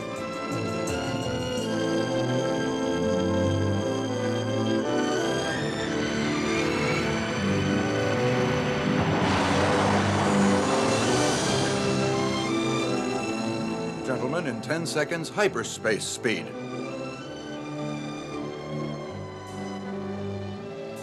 You've never seen anything like hyperspace. Fantastic.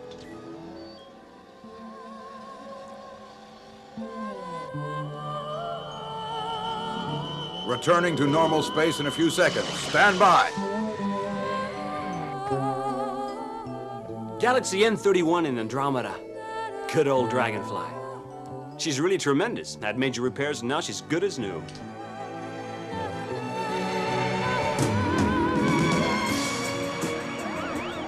To all ships under my orders, stand by and hear this. We are entering the gravitational field of the planet Diane's sun.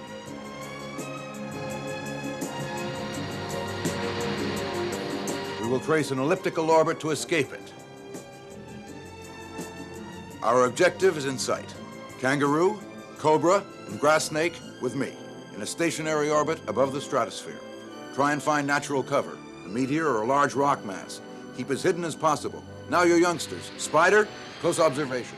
Dragonfly, terrain investigation. And remember, you are not to interfere in the lives of the inhabitants in any way. Use no weapons unless absolutely necessary. Understood? Orders understood. Now program your approach to the planet. We'll keep in contact. Good luck.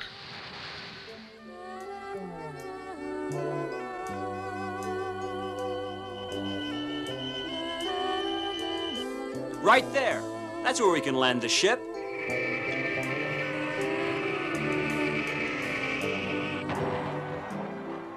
Have a good flight. The inhabitants here live as our ancestors did, 20,000 years ago. Well, let's have a look.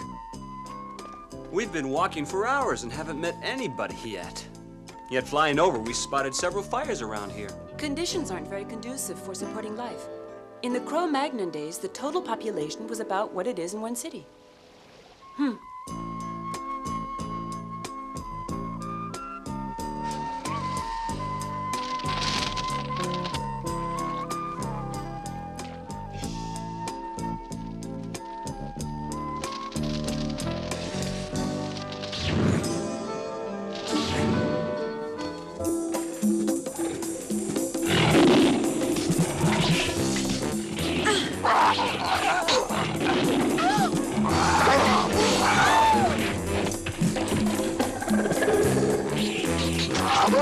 That monster will kill them. They haven't got a chance. You might hit one of them. You're right. Can't be helped. I gotta go. I'll cover you.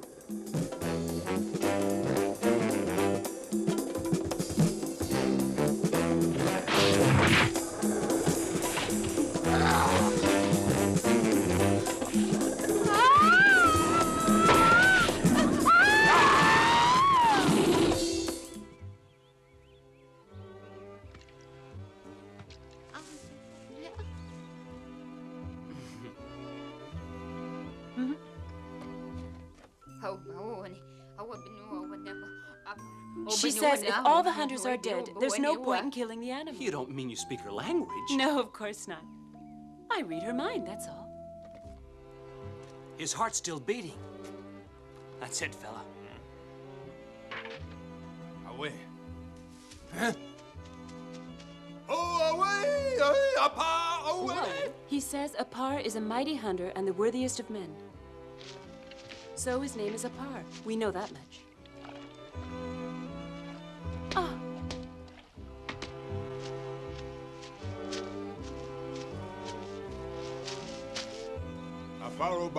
Now what's he going on about?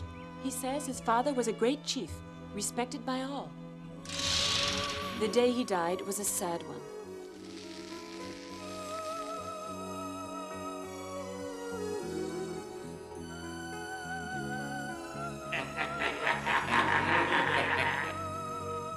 Now I am the chief here. It's me. You understand? Me. Nobody else. Prostrate yourself before your chief. Ha! One day, when the chief and his men were out hunting, a par defied the great god bear to show to all that he was a great hunter. Now I'm beginning to understand. Away!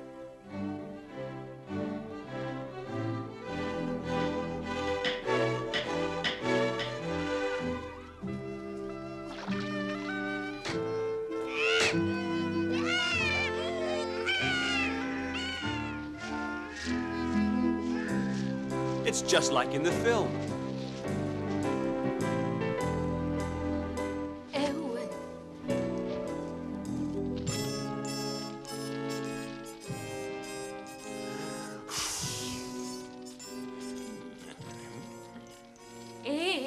No meaning.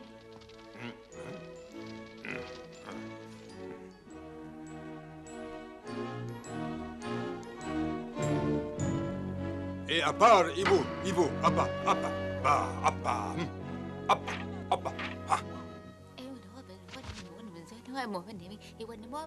It's the professor, exactly! His name is Domine. He's a wise man and sorcerer. He was a high priest in the days of Apar's father, respected by all.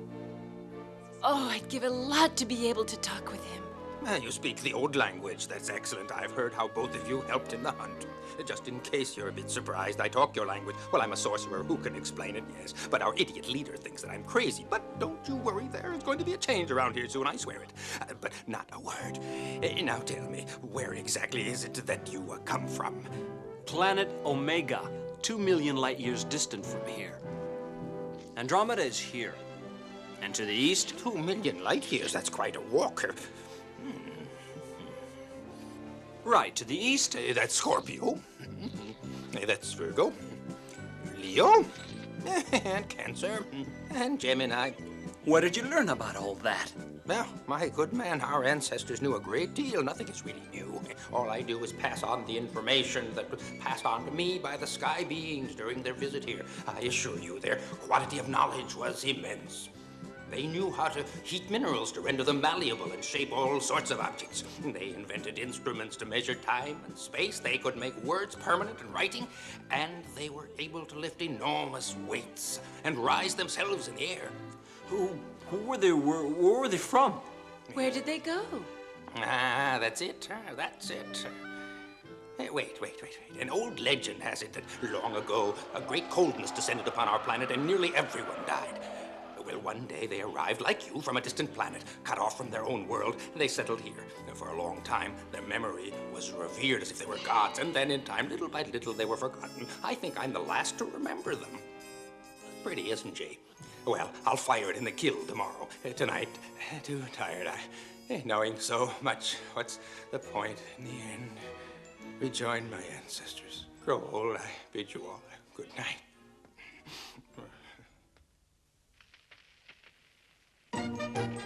Way back in time, in antiquity, Plato spoke about an alien civilization brought to Earth people by gods from outer space. The idea goes back a long time. Yes, it's true. Only there have been certain other cultures and even some religions who have always denied this myth of two-legged gods coming to infuse a new civilization. Curious all the same. Yana, Adaya.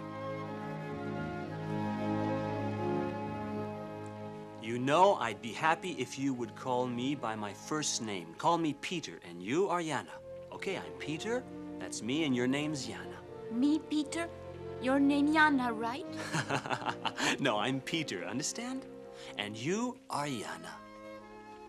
Peter, her and you?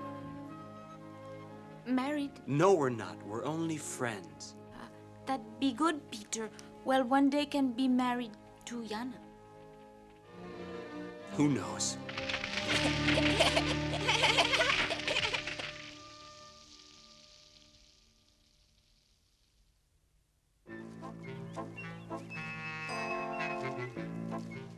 And since then, you've never had any more visits from outer space? No, not really.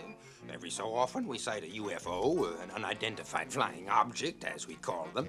Whenever we spot one, I'm in favor of transmitting a signal, but the chief forbids it, that imbecile. He says they must be evil spirits. Well, what do you know? There he comes, our illustrious great chief. There, that's him. You dumb twit again! You were wrong in your lousy predictions about the hunt. I'm just fed up with the muck. Yes, You know Chief. that? It would help if you didn't sneeze all the Chief. time and scare away the game. Yes, Chief. How are we gonna feed everybody with all that? I Huh? don't know. Dummy! Yes, Chief. Stop saying yes, Chief. Yes, Chief. Hey, by the thundering boulders, who killed that animal? You did?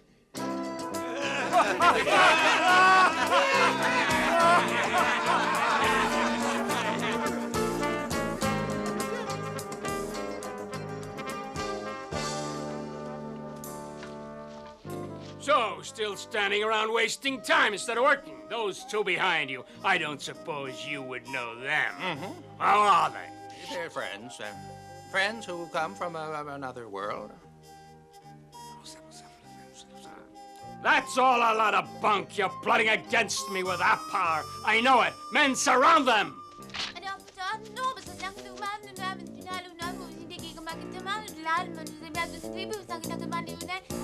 Hey, Chief.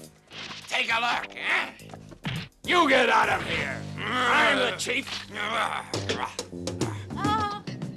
I'm taking you as my woman, and you're going to be his. You understand that? I guess that's the sign he likes you. So you say you come from the sky, Tope. In that case, prove it to me, and quick. Otherwise, we're gonna put you in a trap as bear bait.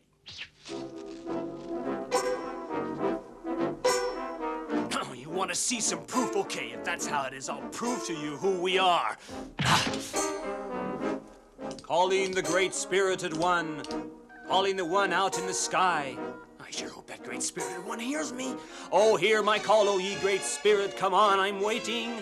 Look, great spirit, where are you when we need you? Over. What? What's all that jazz? What's this great spirit routine? I don't get it. They're in trouble, that's it. They're in danger, but they can't mention our name. There's no time to lose. There, it won't take long. Now, wait a minute. If I understand, you just sent a message to the spirit in the sky. They're great spirit. Shut up! Yes, Chief. That's enough frivolity. Take them away.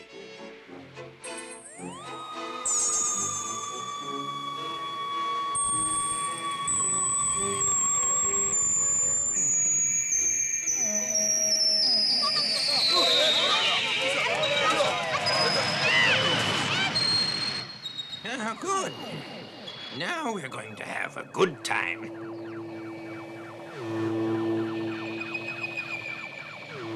Evil spirit? Get lost. We don't need you around. Yeah, get lost. Come on, we'll teach him a lesson. Yeah. Go on, He's get the out of chief. here. You have We to do don't what need he you says. lousy evil He says spirits. get out. I said That's get right. out of here. Go away. No. Shoo. This is our land. Get the Go away. message. Go away. The chief. Get out of here. Ah, that reminds me, I have to fire my little statue.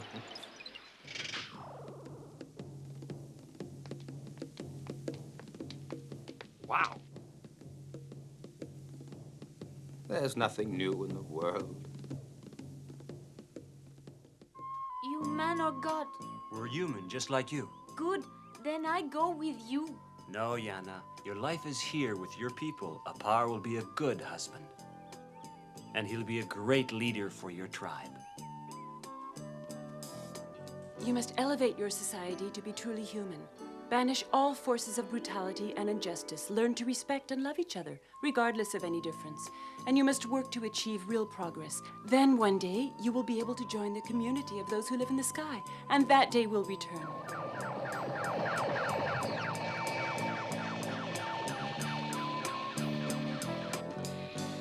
Oh, my statue. This is Grass Snake. This is Grass Snake. Formation of 8 combat ships bearing toward you. Awaiting orders. This is Hummingbird. Cobra and Kangaroo in formation. Grass Snake, prepare to attack from the rear. Here we go. Interstellar Police calling. Who are you? Identify yourself in 5 seconds or we open fire. 4, 3, 2, 1.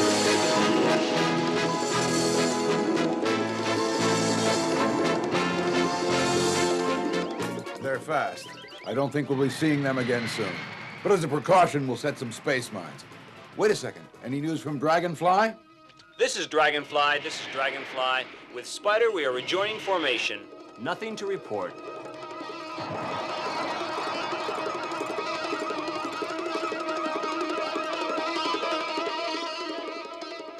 And sometime later... Say goodbye to Daddy and have a good hunt. One day, young handsome gods came down from the sky, and they were dressed in clothing made of light. Yes, and they brought knowledge to our world. But there were evil ones among us here, and so...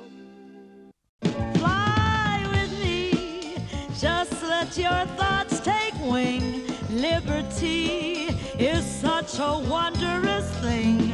Leave behind this sublunary race. Come see, come take your place. We're leaving soon for space.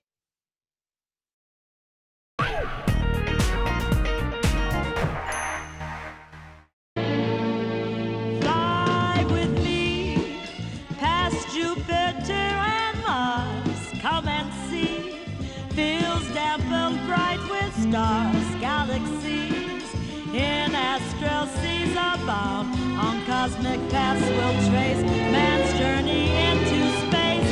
Fly with me and watch as skies unfold. Superstars in numbers still untold. Dwarfs at play, a frosted Milky Way. On silver wings we'll race like shooting stars through space. Fly with me, the future holds in store mysteries foretold in ancient lore, and our dreams can all come true, it seems, if we will dare to face adventure that's out in space.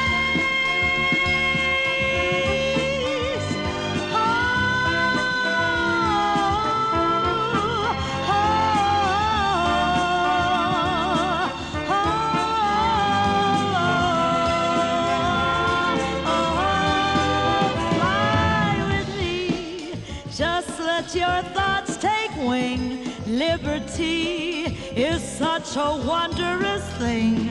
Leave behind this sublunary race. Come see, come take your place. We're leaving soon for space. Fly with me past Jupiter and Mars.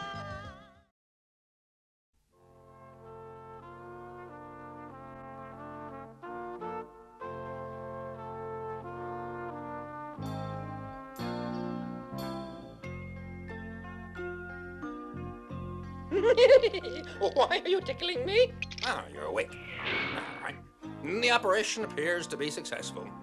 Metro's as good as new. How you feel? There are no fractures, that's the main thing. A few bruises here and there, but in a couple of weeks they should be gone. Oh, you must have suffered, my lad. No. It was a little bit your own fault. It's true. I swear next time I'll listen to your intuition. Yes, but the next time we return to that planet, according to the Council's recommendation, will be in 100 million years. Yes, well, that's quite right. 100 million years. Well, that's how long it is from the time the dinosaurs disappeared and the true Homo erectus appeared. Well, go on, Metro. Show us what you can do. Go on, lad.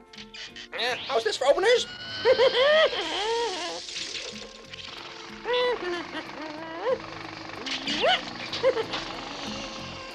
There you are. In case you have to be rescued again, at least you'll be more comfortable. Yeah, thanks a lot. The celestial scooter, the orbital bike, like a circus act, and with my superior intellect. With my knowledge of science, my lightning calculations, it's ridiculous.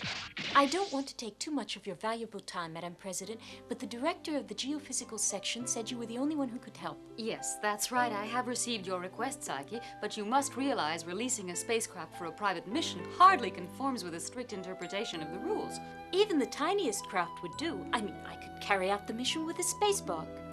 Surely it's possible to assign non-essential craft to missions, even when they are rather special. Suppose you tell me what you have in mind. Well, it's like this. Out in space, there's a mystery that has always fascinated me as a geophysicist. In the solar system, somewhere between Jupiter and Mars, some 500 million kilometers from Earth, there is a ring of asteroids. According to some theories, they are residue, stellar debris or space dust that never gravitated to form a planet in the formation and evolution of the solar system itself. But according to other theories, a planet did exist there once. And millions of years ago, there was a colossal war between two galactic powers. One of them believed that their enemy had taken refuge in the fifth planet. They were to be the winners, possessing an extraordinarily high degree of technology. They decided to blow up that planet. This resulted in the belt of asteroids. In fact, their enemies had taken refuge in the third planet of the system, Earth, where their presence created many legends.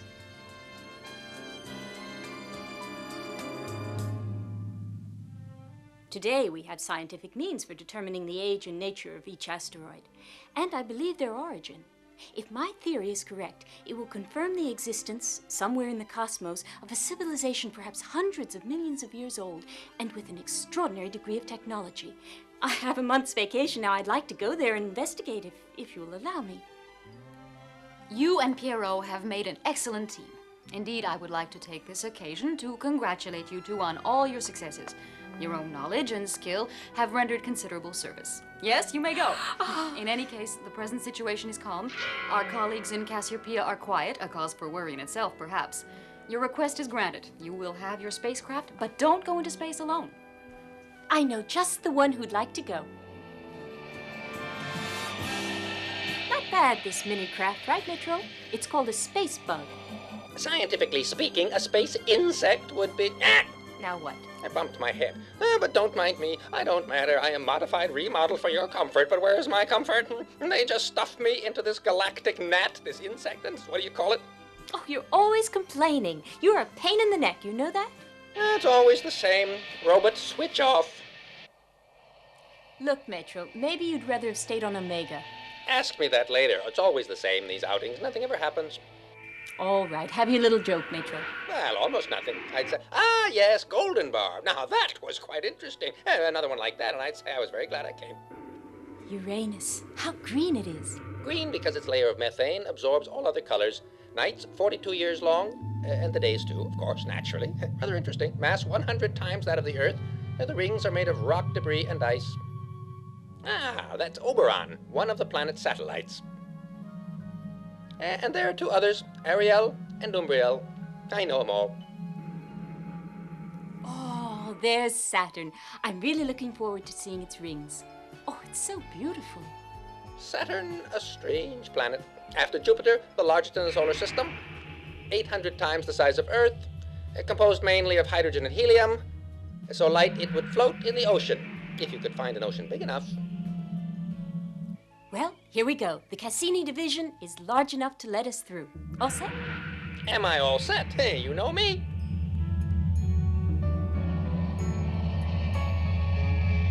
A 1,000 rings formed out of rock and ice. Width 60,000 kilometers. Thickness only 16 kilometers.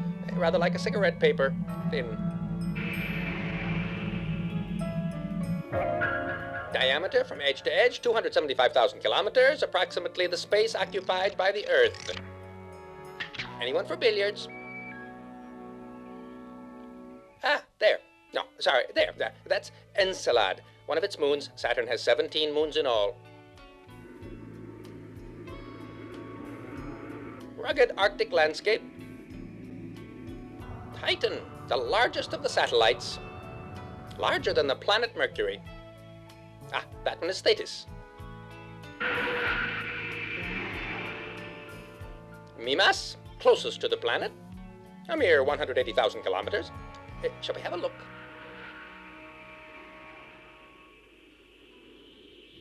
This is a real show. What do you say we slow down? You will follow us to our base. This is only a routine check. We will show you the way. Who are you? What do you want? Your questions will be answered. Now obey instructions.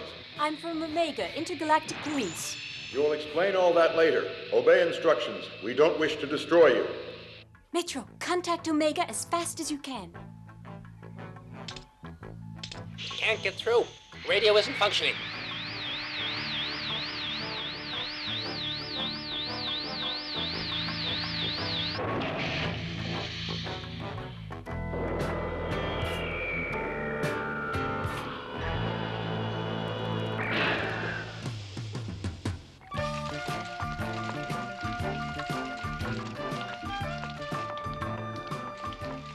What? I see. Metro is out. Metro, take it easy. Play it cool.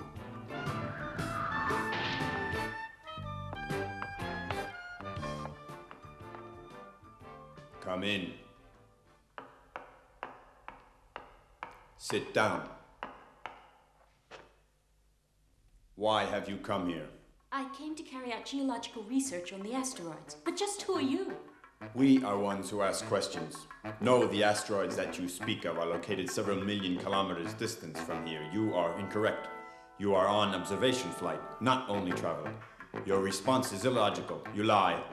I'm on vacation right now. I've always been fascinated by Saturn's rings, and it was an ideal occasion to observe them close. That's the reason that I came. You say you are Intergalactic Space Patrol, then geologist, geophysicist. Now you say on vacation. Data not compatible. Respond logically. It's all quite logical. All three statements are true. I have authorization to be here. That's why I'd like to know Your analysis of situation is incorrect. At present, we regret. We will give you time to revise your responses.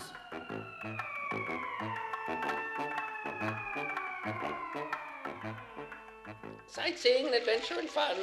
Sure, that's what they promise. And then what do I get? I rust away in some tin can jail in a forgotten hole of the universe.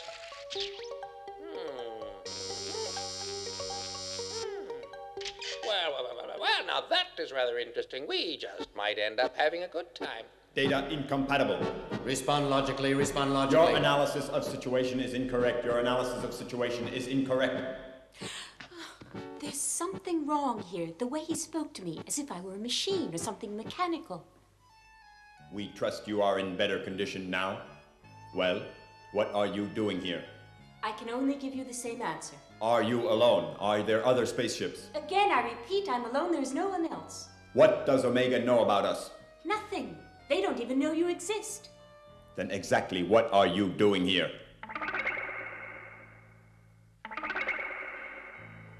You're not humans at all. You're only imitations. Humanoids, machines. The truth is, that's what you are. How do you know that? What else do you know? Yes, it's her, yes, that's her. You recognize her? Yes, I do, she's dangerous, quite dangerous. I wouldn't take any chances with her. And if you could make her talk, reveal her secrets, well then, it would help us in our surveillance of Omega, do you understand? Have no disquiet. We will do. Where is your knowledge stored? What is your knowledge? You will never understand. You will never reduce human intelligence to computer level. Intuition, reasoning, insight, feelings, communication between people on all levels. You will never know it. We will see about that. You excite yourself. Not logical. Not rational. Wrong. Where is your knowledge stored? What is your knowledge? Respond. We have ways of making you talk. You may sleep. Where is your knowledge stored? Where is your knowledge? Respond. You will be free. We have ways of making you talk. Sleep. I'll go crazy if this continues. Courage, Psyche. You must not despair. Evil must not triumph over good. May the Force be with you. It's been 6 days and still no word from Psyche. Let me go. You're still not well enough to travel, but I'll request our base at Vesta to send out a patrol. Oh, but Dad, you know that Psyche and I have a telepathic kind of communication. If she's in trouble, it's me she'll try to contact. Dad, something's wrong. I know how you feel, son, but you're not fit to go into hyperspace alone. Well, then give me a co-pilot. Why not Slugger? Like in the good old days. I have to get out of here. I can't stand any more of this. But great gods, how? don't be alarmed. This gentleman won't give us any trouble for the moment, but I would hurry up if I were you. You never know when the others will come. By the way, I'm sure you were aware that this big fellow is a piece of machinery, a robot of sorts, indeed, just as I am. Of course, his circuits are barbaric compared to mine. Look at him. He follows my orders. And careful, TV camera. Quite interesting, the whole installation here. I don't much care for the style.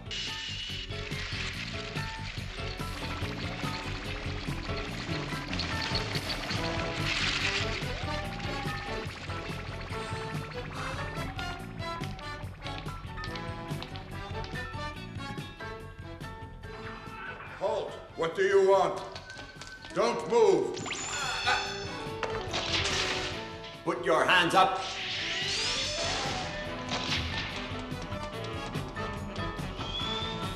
Aha, the master control board. I will tinker with that just a little.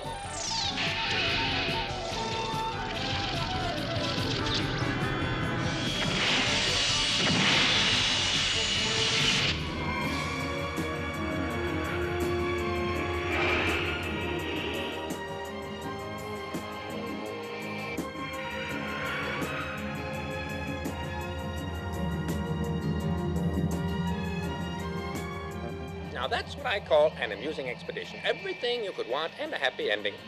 You know, Metro, one of these missions, you may be the one in trouble. No, a writer back in prehistory named Nietzsche once said, for man to be the equal of God, he has to live dangerously. It's true for us androids as well. Surely, perhaps I'll write a book on the subject. You're going to end up as a human being yet, Metro. Any minute now, I expect to see them on our tail. Oh, it'll be some time before they're operational again. Try the radio, Metro. It has to work now, and it's absolutely essential to notify Omega. We might yet need their help. When I think of it, a giant base run entirely by humanoids. What are they doing there? Whose orders are they following? Who's behind it? I'm worried, Metro. I think I ought to tell you something. I tested the walls. They're made of a metal that is super hard, literally jam-packed with remarkable tools and equipment, and there is a very powerful motor. More powerful than any of those of the largest spaceships. All that in a base with no clear mission. Well, we don't know the whole story. How soon are we operational? Very soon, Admiral, in a few hours. The damage was extensive. At all costs, they must not escape. They know too much. Too many errors in programming were allowed. Colonel, we will hold you personally responsible. Yes, sir. Response logical. Metro, look! Jupiter! My Jupiter, largest planet in the solar system, 1,300 times the size of Earth. I guess they're not coming after us. We're rid of them.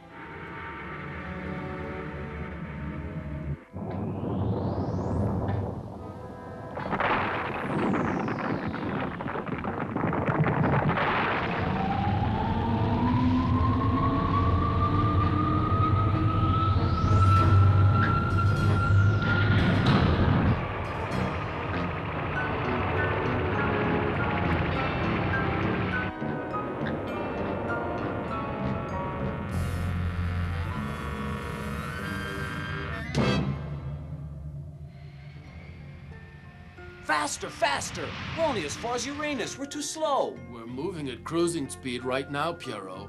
You want to put us into hyperspeed to go where? And we wouldn't detect anything on the way. Relax, a little patience, old man, okay? Yes, you're right. Sorry, I got a little carried away. Jupiter. It's amazing it sends out such strong radio signals of its own. It drowns out all the others. In fact, nothing can be detected near it. Europa, the icy one. And that one over there is Io.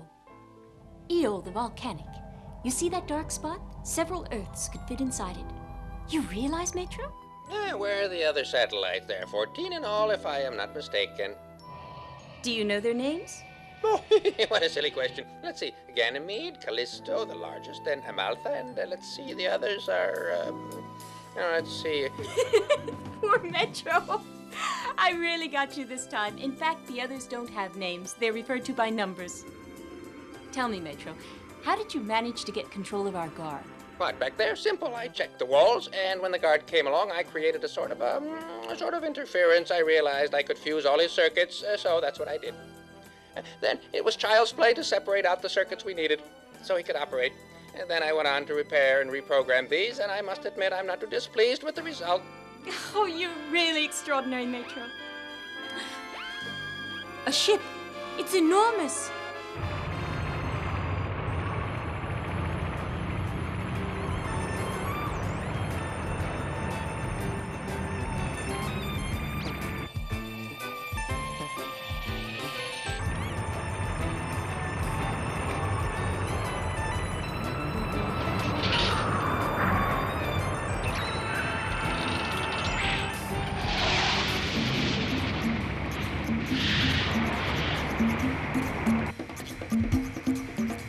Look, Metro, fighter craft.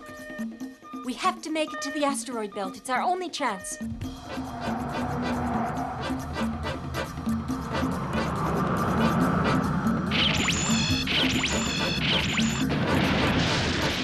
This is it. They're firing. We have to take evasive action. Careful, on your left, there's danger.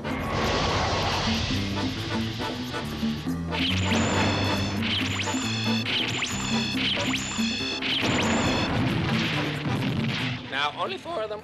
Wait, this situation just reminded me. Remember Jurgle?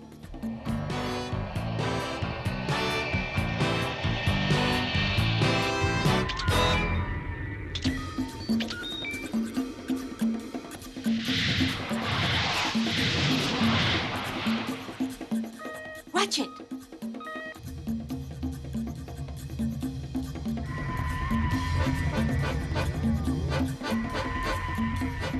That was a close one. I wonder if that wasn't Icarus that went by. A speck of dust compared to Ceres with a diameter of 1,000 kilometers, or even Pallas. And you can count 13 or more of 300 kilometers diameter and 45,000. Oh, stop it, please, Metro. This really isn't the moment. All right, I'm only trying to help. Don't want to bore you. Metro, look! 5, 6.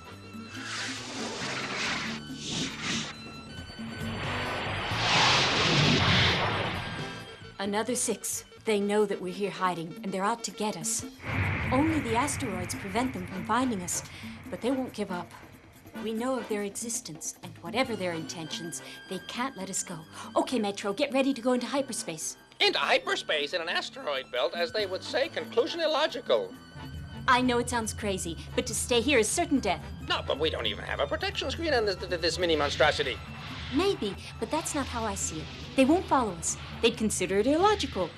We're going to try it, even if our chances are only 100 to 1. Because staying here, we've no chance at all. Metro, where are you? Get into your seat. We're going into hyperspace. At least put on your spacesuit. You never know. It might give you some protection. Thank you, Metro. That was nice of you. Hyperspeed mode!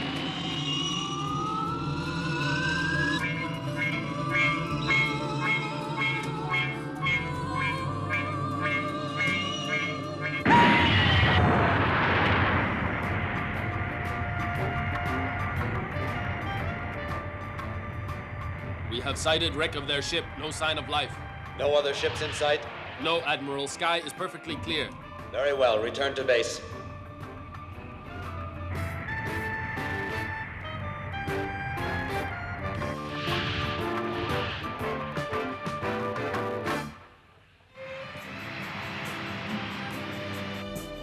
I tried to radio our position, but I can't get into contact with Omega. Not surprising with all the radiation the planet's sending out.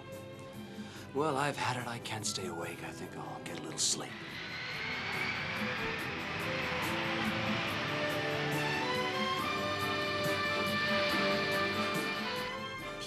Piero, you're here. I'm so glad. Huh? Come quickly. I'm waiting for you. I'll guide you. Okay, Psyche, here I come. Motors maximum velocity. Slow down now.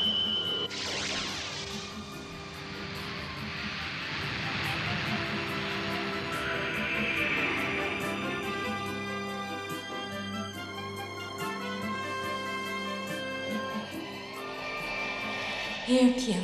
I'm here. You're where? It's wonderful that you came.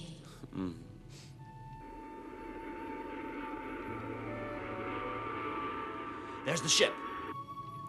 Wrecked. Yeah, and how are we gonna get down to them? No, we can land on that large rock. It seems flat. There shouldn't be a problem.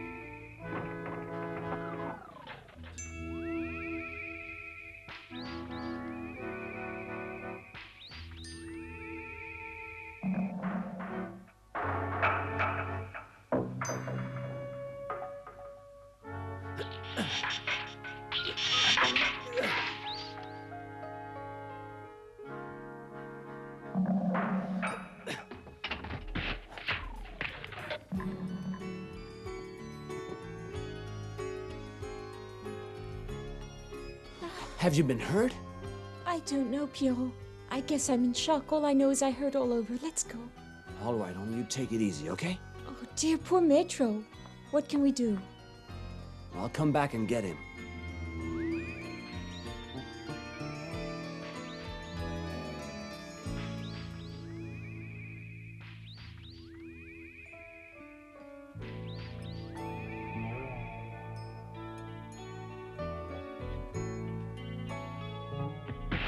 I'm going back for Metro.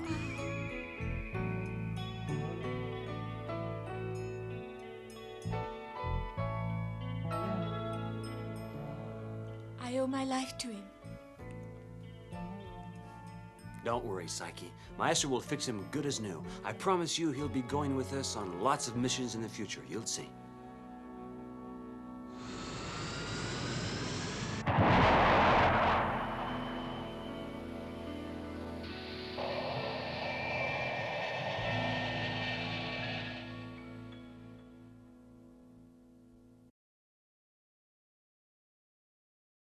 Fly with me, just let your thoughts take wing. Liberty is such a wondrous thing.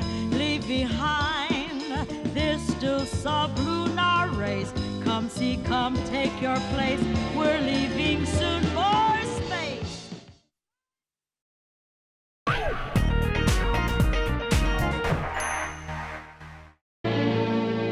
Fly with me past Jupiter and Mars. Come and see fields dappled bright with stars, galaxies in astral seas abound. On cosmic paths we'll trace man's journey into space. Fly with me and watch as skies unfold. Superstars in numbers still untold. Dwarfs at play, a frosted Milky Way. On silver wings we'll race like shooting stars through space.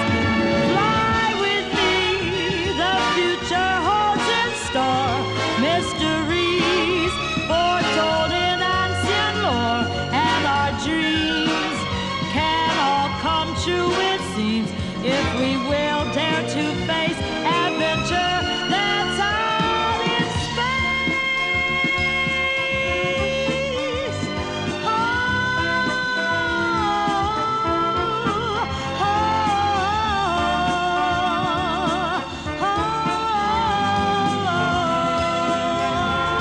oh, fly with me, just let your thoughts take wing. Liberty is such a wondrous thing. Leave behind this still sublunar race. Come see, come take your place. We're leaving soon for space. Fly with me past Jupiter and Mars.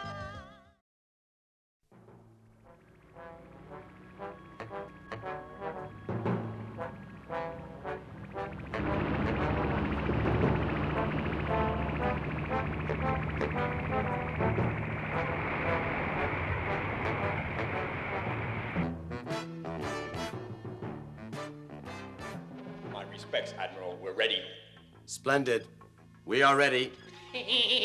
Splendid. That's good news. Just a second. Well, if they're ready, then go on. Fire! Fire! Like he said, fire! Launch.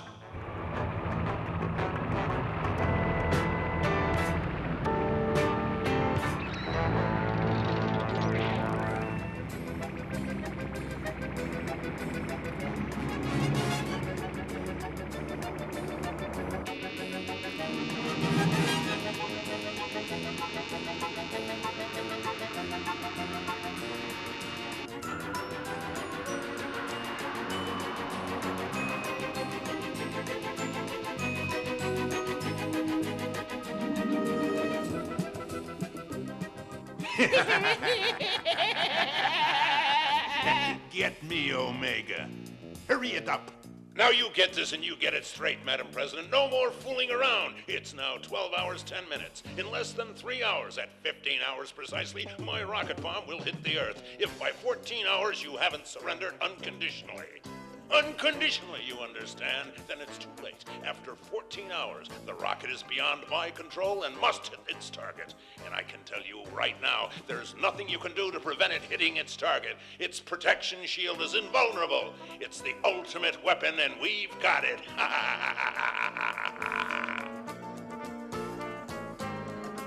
This is the President calling all delegates. Meeting at once in the General Assembly. I repeat, an immediate session of the Council. #1 priority. I can see an echo on my observation screen, a large object. It could be an enormous spaceship. One thing is certain, there are dozens of fighter craft accompanying it. Who are they going after? Yeah, I wonder. Well, Lieutenant, how are you doing? Are you feeling better? Yes, thanks, Pierrot. Only I still feel very weak. You should get some sleep. I'll give you a little sedative. No, Pierrot, I don't think so. I'm worried. I have the feeling there's something terribly wrong. Hey, you two, don't you think it's time we called? We're okay and we should tell them. Yes, I'll call Omega. It's a crazy situation. It is worrying. Who are these guys anyway? These humanoids who are after us. I'll call base. Omega Control, go ahead. This is Lieutenant Pierrot. Put on Colonel Pierre. It's urgent. Negative. The Colonel is in conference. Well, then give me the commander. Negative. The commander is in conference. And there's something wrong. An emergency session. Give me Madam President. It's personal. Negative, Lieutenant. The President is chairing the meeting. Impossible to disturb her. Listen, it's top priority. Lieutenant, I can't. Okay, I want you to inform all three that I am calling. Go ahead, I'll wait. I can feel it. Something is really wrong.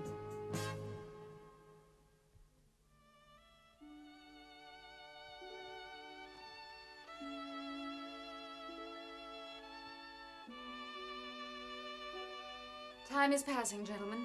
We haven't much left. What do you propose? Has anyone a suggestion?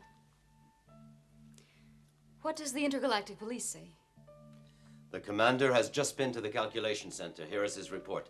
The distance and trajectory are such that none of our ships is in a position to intercept their craft and destroy it. May I make that clear? We have no way to destroy it. We do have allies who are quite close to the Earth. Even the ones on Sirius and Barnard would have to come out of hyperspace, well before the solar system. They would be too late to stop it.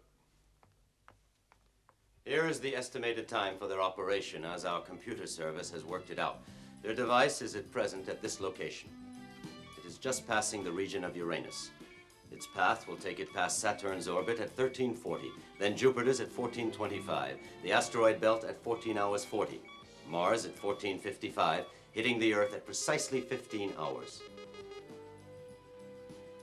According to our calculations, their base, or whatever their control center, is certainly in this region, no doubt patrolling this sector. However, even if we were able to locate that control center and destroy it, which is in fact not likely, it would in no way help us to solve the problem in hand. The prospect of complete destruction now menaces the Earth.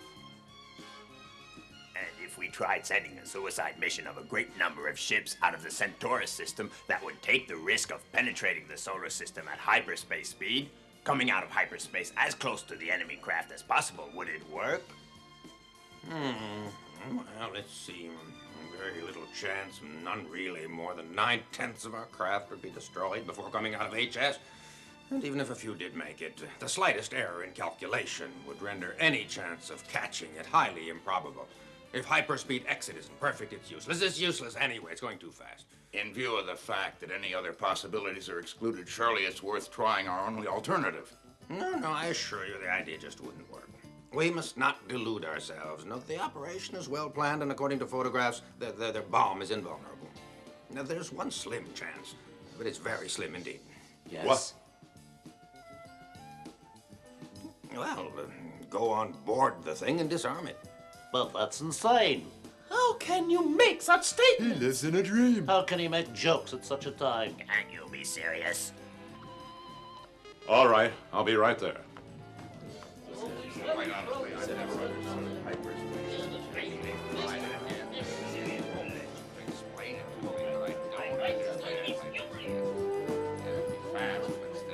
That's it. If we have any one of our craft in the region of Earth, we can then get aboard and very quickly we can disarm the rocket ship. I don't know exactly how, but our photographs from Titania aren't too clear, but we will have other photographs very soon.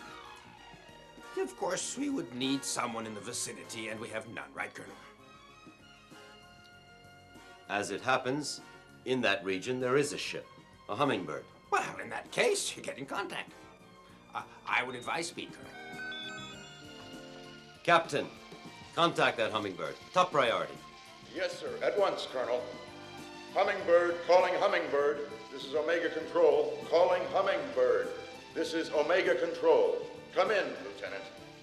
Keep trying, Captain. It's urgent. Don't give up. And as soon as you get through to Lieutenant Pierrot, I want to talk to him.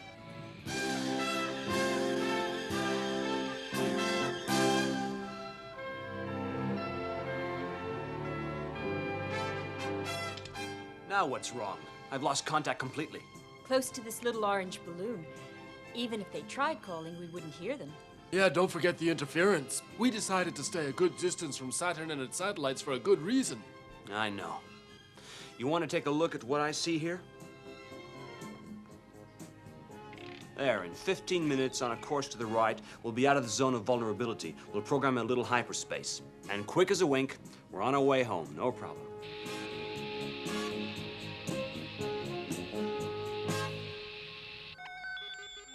Hummingbird, Hummingbird, this is Omega Control.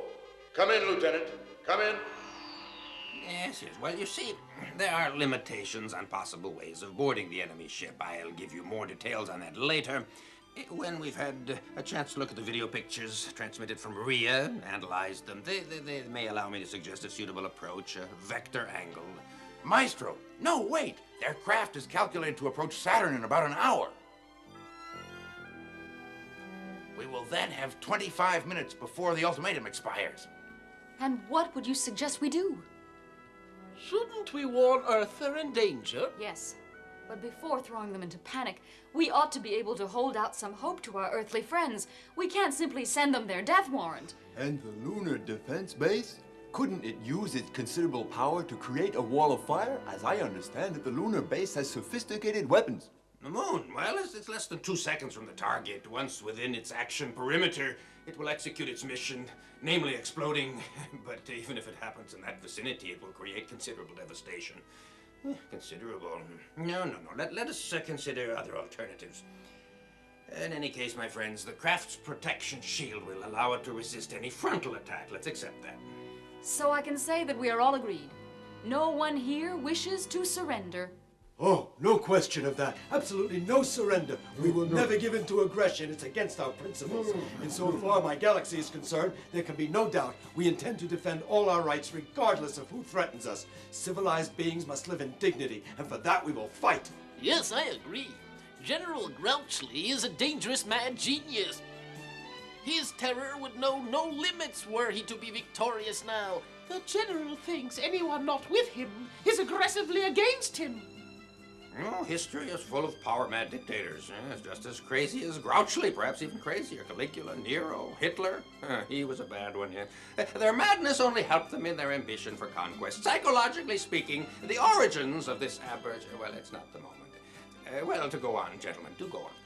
It is imperative to find out whether Cassiopeia has more than this one bomb. I believe it's unlikely, so we need only defuse this one. Hummingbird, this is Omega Control. Come in, Lieutenant.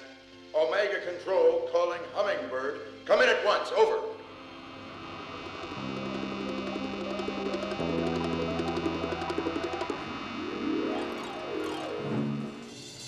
Okay, kids, this is it. Going into hyperspace.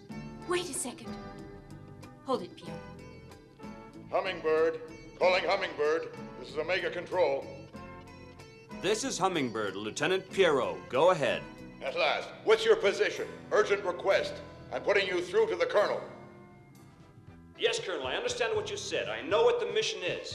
But, Colonel, I'll carry out your orders, but I think there's something that you should absolutely know. Lieutenant, listen to me. There's no time to lose now. You will immediately carry out your orders. Program your craft as instructed, now. But, Colonel... You will execute your orders, Lieutenant.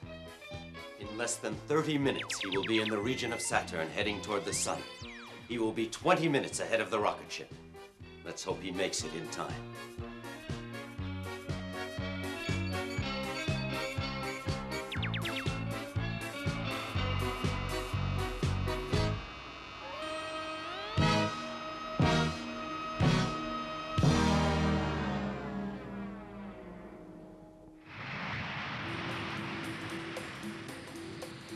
Following your orders, I have programmed our trajectory as instructed. But as I tried to tell you, we will very likely be detected by enemy fighter craft based on Mimas near Saturn.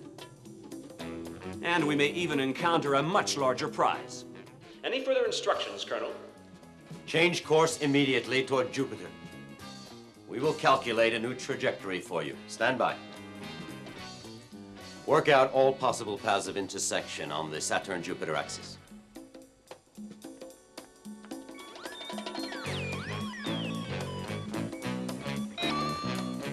This is the fastest one, and we need all the time we can get. But this one is safer. Hummingbird, do you read me? Yes, Colonel. Okay, these are your instructions. You will maneuver in order to circle Jupiter on the right. Taking maximum advantage of all the cover the planet can provide, you will intercept rocket ship as soon as it clears the planet. You maintain the same axis. This procedure will cost us time, but the safety of all of you is worth the price. Carry out your maneuver, Lieutenant. You must succeed. You're our only hope. Radio contact in 15 minutes. Out.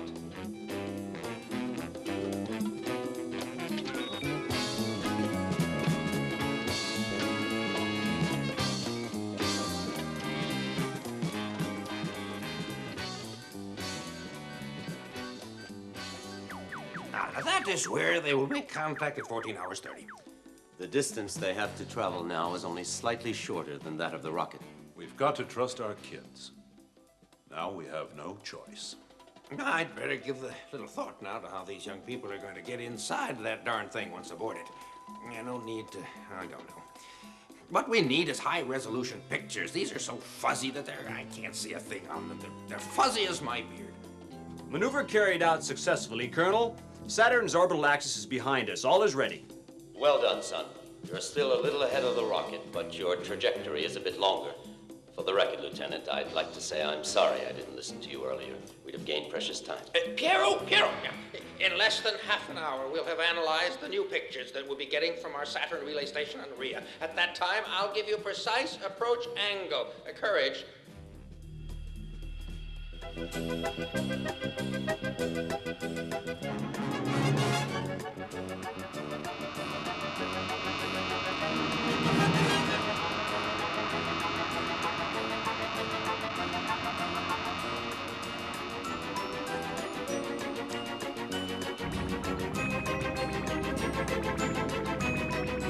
Everything is going according to plan, General. Have you any news?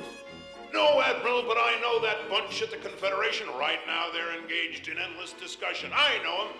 Believe me, democracies are great time wasters. At the last minute, they'll hand us their surrender on a silver platter.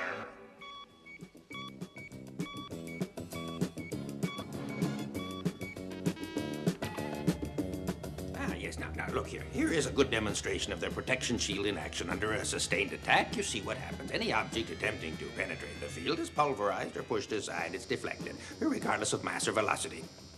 Here, at the propulsion end, anything approaching would instantly be vaporized.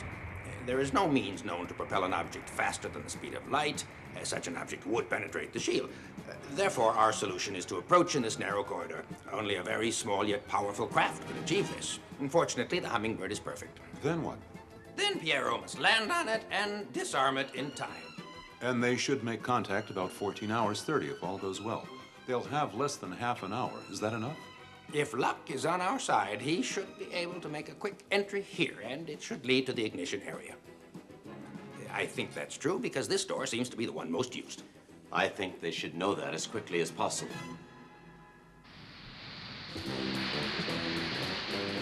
Hummingbird, calling Hummingbird. This is Colonel Pierre. Maestro will now give you your final instructions. Good luck. Yes, well, now, here's what I've been able to piece together from the RIA data. Please listen carefully. There is only one weak point in the craft's defense, and here's what you do.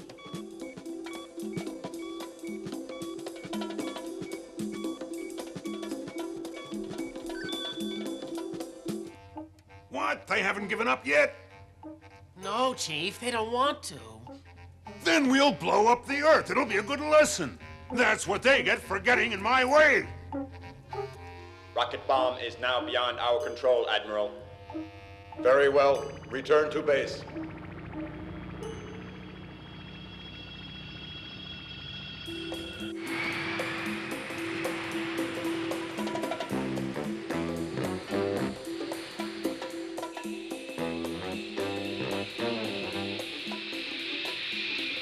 Well, my young friends, I'll complete my final instructions because all communication will be impossible later. Jupiter's radiation and the ship's protection shield will block the signals. Once you're on the craft, move fast. You'll have under 30 minutes. The first 10 minutes, you will pass through the asteroid belt. There on the rocket, you'll be protected by its protection shield. But be careful. You will also be subjected to fire from our base on Vesta. Again, you will be protected by the ship's field. The same will happen 15 minutes later when you will be a target for our base on Deimos, near Mars. Finally, a few seconds before impact with the Earth, the rocket will be violently attacked by the moon base, but then you should be well away. To gain entrance into the rocket itself, don't use lasers. They would very likely set off an explosion. Now, you wouldn't want that. If for any reason you are unable to enter the craft, leave immediately, preferably before Mars. Now, be very careful. The most critical moment will be when you are leaving the craft, because your escape corridor will be very narrow. On the one hand, you could disintegrate in the protection shield, on the other, be vaporized in the heat of the exhaust. Well, that's it. There's nothing more that I can tell you, my friends. Oh, yes, your tangent thrust engines must be run up to maximum power to disengage you from the craft. Well, we're all with you in spirit. We'll try to monitor your radio signals until you're free of the craft. And remember, the survival of our way of life is in your hands.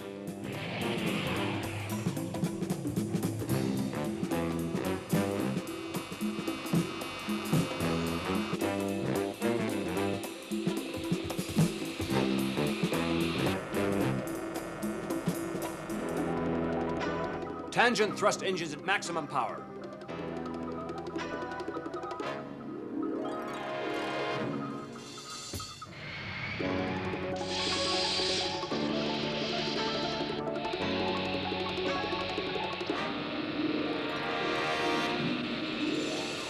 Magnetic anchors now. Magnetic anchors operating.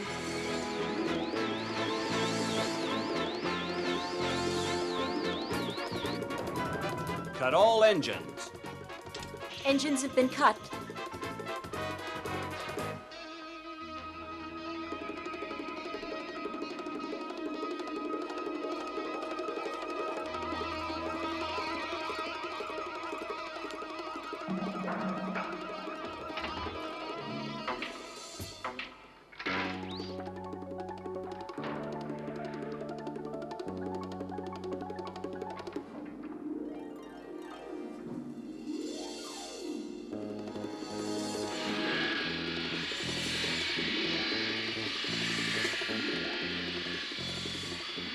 Look, asteroids. Next, we get it from Vesta. It's no good. We're wasting time. We'll each take a look around the ship. See if we can find some other way in, okay? We'll meet back here at 45 precisely.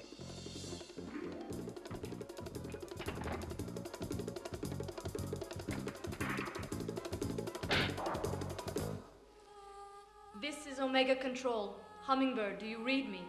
This is Omega Control. This is Omega Control. Omega Control calling Hummingbird. Hummingbird, come in. This is Omega Control.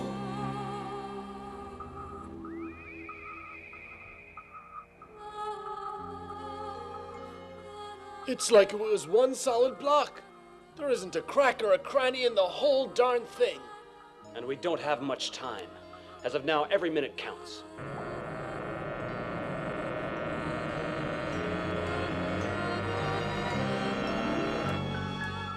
Right. Listen, Psyche, we've tried everything. We're not going to make it this way. We want to use our laser pistols. You know what that could mean? What do you say? The welfare of the civilized world is worth risking our lives. Go ahead, Pierre. Go ahead. In case it doesn't work, so long, Slugger.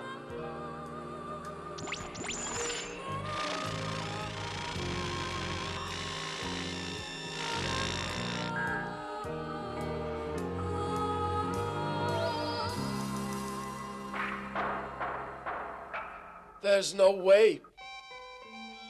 This is Omega Control. This is Omega Control. Hummingbird, come in. Wait, I've got it. Now I know how we can do it. But how can we tell them? I wish this thing had a rudder to steer it. Hey, wait a second. Yes, a rudder to steer it. Piero, I just figured out a way, Piero. Yes, Psyche, I've a solution too. And I bet our two ideas are just the same. Quick, back into the ship.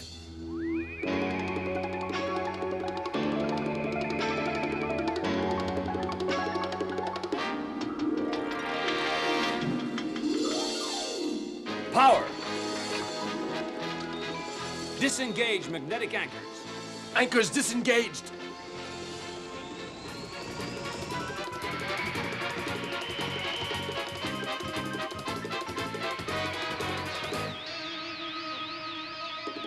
Magnetic anchors in hold position. And let's hope that they hold. Anchors operating. Power on full. The Mars base is firing. Here we go.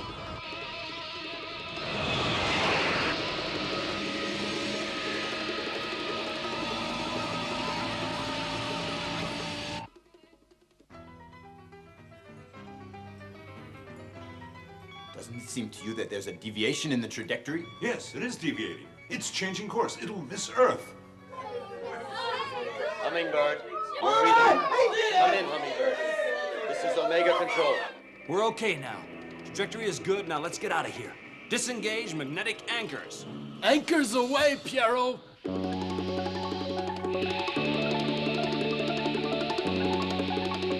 Tangent thrust at maximum power.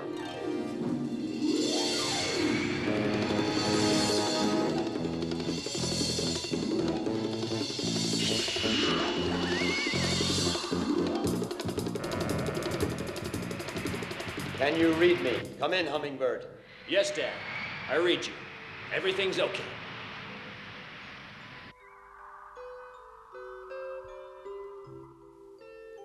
And the deadly rocket plunged into the surface of the sun and was swallowed up. And the sun went on with its routine, terrible violence.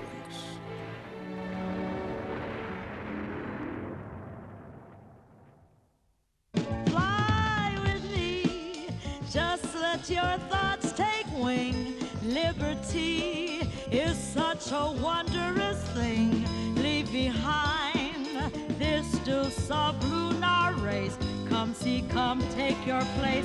We're leaving soon